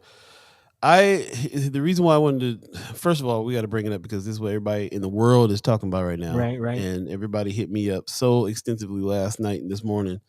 So I read the last book I read was Will's autobiography, Will, self-titled. And then I watched the documentary of him writing this thing. And Will is going through something right now. I don't know if it's a midlife crisis, not sure what it is, but he's been acting in his life all his life, and he's emotionally jacked up from it and tired of it. And this last couple of years of him going through what he's been going through too, and be very public situations with his wife and everything else that's been happening. He's a little off the chain. I think he needs to be on some medication. I think there's some mental illness going on with him right now in a big way, based on the stuff that I've been reading and looking at myself. This definitely was not staged. It was definitely a big mistake. It was definitely a huge, ridiculous thing that he did. And knowing what I know about him from his autobiography, he's getting ready to beat himself up so bad about this that he might lose it. I mean, he kind of already was immediately afterwards. Again, it's been reported that Daniel Kaluuya, Denzel Washington. And Bradley Cooper were all seen, kind of consoling Will Smith, and even in that moment he was seen wiping tears from his eyes. So I do think that this is something that he'll regret. I don't think in the grand scheme of things this is a good look, just to see two brothers slapping each other, and they already look at us as aggressive, violent people, especially men. So just to see somebody like Will Smith who's held in a high regard. I'm funny you brought that up because I did want to say that too. I'm also tired. I'm also not from that generation that feels like we got to be perfect out here for these white folks. The brother can make a mistake and go up and smack somebody and say somebody's wife he wants to, and that shouldn't be the catalyst for them saying we all aggressive. So I do want to allow for a brother to make a mistake as well. Yeah. But I think it was a mistake. I think it was a mistake, and I do think that we shouldn't be shucking and jiving and being perfect, for like you said. But also, I do know just how something like that, what they're gonna say. Like, I don't think it's right, but you know how that's going to be looked at and how it's going to be played. That's not to me. That's not in my purview anymore. I reject that premise. I don't care about what they're gonna say about us black men for that incident. I'm more worried about the relationship between Chris Rock and Will Smith, the black men in our life on that one. And to that point, Diddy did say during the broadcast that he mentioned that Chris and Will handle things behind the scenes like family, as he mentioned. So I missed that. Diddy said that, huh? Yeah, Diddy did come and say that. So hopefully, we got some heavy hitters and some movers and shakers in the culture that can possibly come together and kind of smooth some of this out. But yeah, I do have mixed emotions about it. Tiffany Haddish did comment on the situation, saying that she was actually happy to see Will Smith basically stand up for his wife and get out of here with that. Man defend his wife. That's enough. I want to hear what the chat has to say more. You done with that? Yeah. Brooke said if Will had an issue, he should have addressed it after the show with words. I mean, that's what I'm saying. Agreed. Yeah. He said, Black Dynamite said, is that what he was PO'd about? Will, the joke about alopecia? Brooke says he needs therapy. Wanda Lewis said Rock's face looked like he had a stroke. It was definitely twisted. Man, but he did handle it well. Pop says, I think it was genuine from start to finish. I agree. He's going through some issues and needs some help for sure. Rome's review said Chris Rock expected Will to say something to him and caught Chris off guard and practically ran off the stage before Chris could react. This is true. Yeah, he walked up and they thought he was going to clown and say something because that's what you would expect out of Will Smith, for him to get up and clown and say something back, and they start clowning. But that's why he was like, "Oh, here we go." He was like, "Uh-oh," but we wasn't expecting that smack, and that was real crazy. That was real crazy. Yeah. Well, I was thinking about it later, and it was at first I was speechless. It was real crazy. Mr. Erica Fell says he didn't need medication. He needs to step back from media so he can just be himself. You wear a mask too long, you snap. I'm not famous, and I went through it. This is what I'm saying. After I read that book, I realized this man. He says in the book that he's been acting all his life. It comes from the trauma that he had from his father, and how he had to make his father laugh all the time. He's been doing that all his life. And the documentary of him writing that book showed him breaking down and being mean to his crew and stuff like that. Like, the walls is coming down, bro. Walls is coming down. Man. And Brooke said, we are not canceling Will. Nope, we're not. Like Brother Muhammad says, we are not throwing our brothers away. No, that's what it is. As Jimmy Light says, Will Smith is my hero. Man, F Hollywood and their jokes if they got the Prince title. Yeah, man. Definitely Will Smith is just his life. You know, he's one of the ones that tries to set a good example. But you definitely got to take care of yourself. You can't live your life in the spotlight. I did want to go to one of Rome's reviews. We're at 9 o'clock. Go ahead. Oh man, I didn't see that. Will Smith looked like a puppet, and Jada's the puppet master. He was laughing at the jokes first, then had to change up because she said so. That's what I'm saying. I think there's more to it. There's some things there. He's got some trauma when it comes to Jada. We've all seen it in this past couple of years, and we've seen her be a little bit manipulative and controlling, and so on and so forth. So, who knows? Who knows what the reaction will be there? Unfortunately. Long and short, man, praying for Will. Yeah, we're not throwing away our brothers. Nope. Just like Brother Muhammad said, praying for him and hope he gets the help and the stuff that he needs to get. And everybody get some room. We can say he made a mistake. That was messed up. He shouldn't have did it. And give him a second, give him another chance. Give him some forgiveness on that. He made a mistake, and no, he doesn't represent all of us. It was one person going up making a mistake. Trust me, look through some Oscar reels from the past and you see some other craziness that went down with some white folks back in the day too. There's a whole lot of craziness that happened on some Oscar stages throughout the years. So this don't act like this is the most crazy thing that's ever happened on the Oscar stage. I'll just say that too. Anyway, let's go ahead and get out of here. It's 9:01. You got some words for the people? Man, as always, I appreciate y'all. Thank y'all and love y'all for taking this 2-hour journey with us every Monday, Wednesday, and Friday, joining the conversation. As I always say, conversation rules the nation, man. We can come to some agreements and figure some things out here. So I appreciate that and appreciate y'all. As always, catch the same time, same place, Monday, Wednesday, and Friday. Also, big shout out to our guests from Flatwater Free Press, Miss Yin Chi Shu. For taking the time to speak with us and kind of give a breakdown of the article. Check it out. It is available in the Omaha World Herald now. You can also check out Flatwater Free Press at their website. Until next time, Paul B. Don't forget about El Perico. And Carla. Yes, thank you. Big shout out to Carla from El Perico. And definitely go check them out, l-perico.com. The link is in the chat. But with that, Paul B, take it away. Yep. Like Brother Muhammad says, rising above emotions, this is the key. We all need to do this. We all need to remember that every time, every day. Also, Miss Erica Fell says, wishing everyone a marvelous Monday. Be your authentic self and drink your water. Please do. If you act fake all your life, then you're going to have a hard time when your real self comes out. You might jump on stage and smack somebody. Leah Keister says, thanks for another awesome show. I'm not going to get back into that. Also, Pop says, we all love you guys too. Great show. Thank you very much. Really appreciate that. And Brooke says, great show. Yeah, just kind of, Josh Tate says, have a great day, everyone. Yeah, go back and look at the chat. There's a lot to still be talked about this subject. And we just wanted to give it just that much, just to make a comment on it and leave it be. Bigger things happen in the world than that. And we got to remember that. Anyway, we're going to get out of here. So I want to give the Omaha tribe elders respect for letting us be on this land and speak while we're here.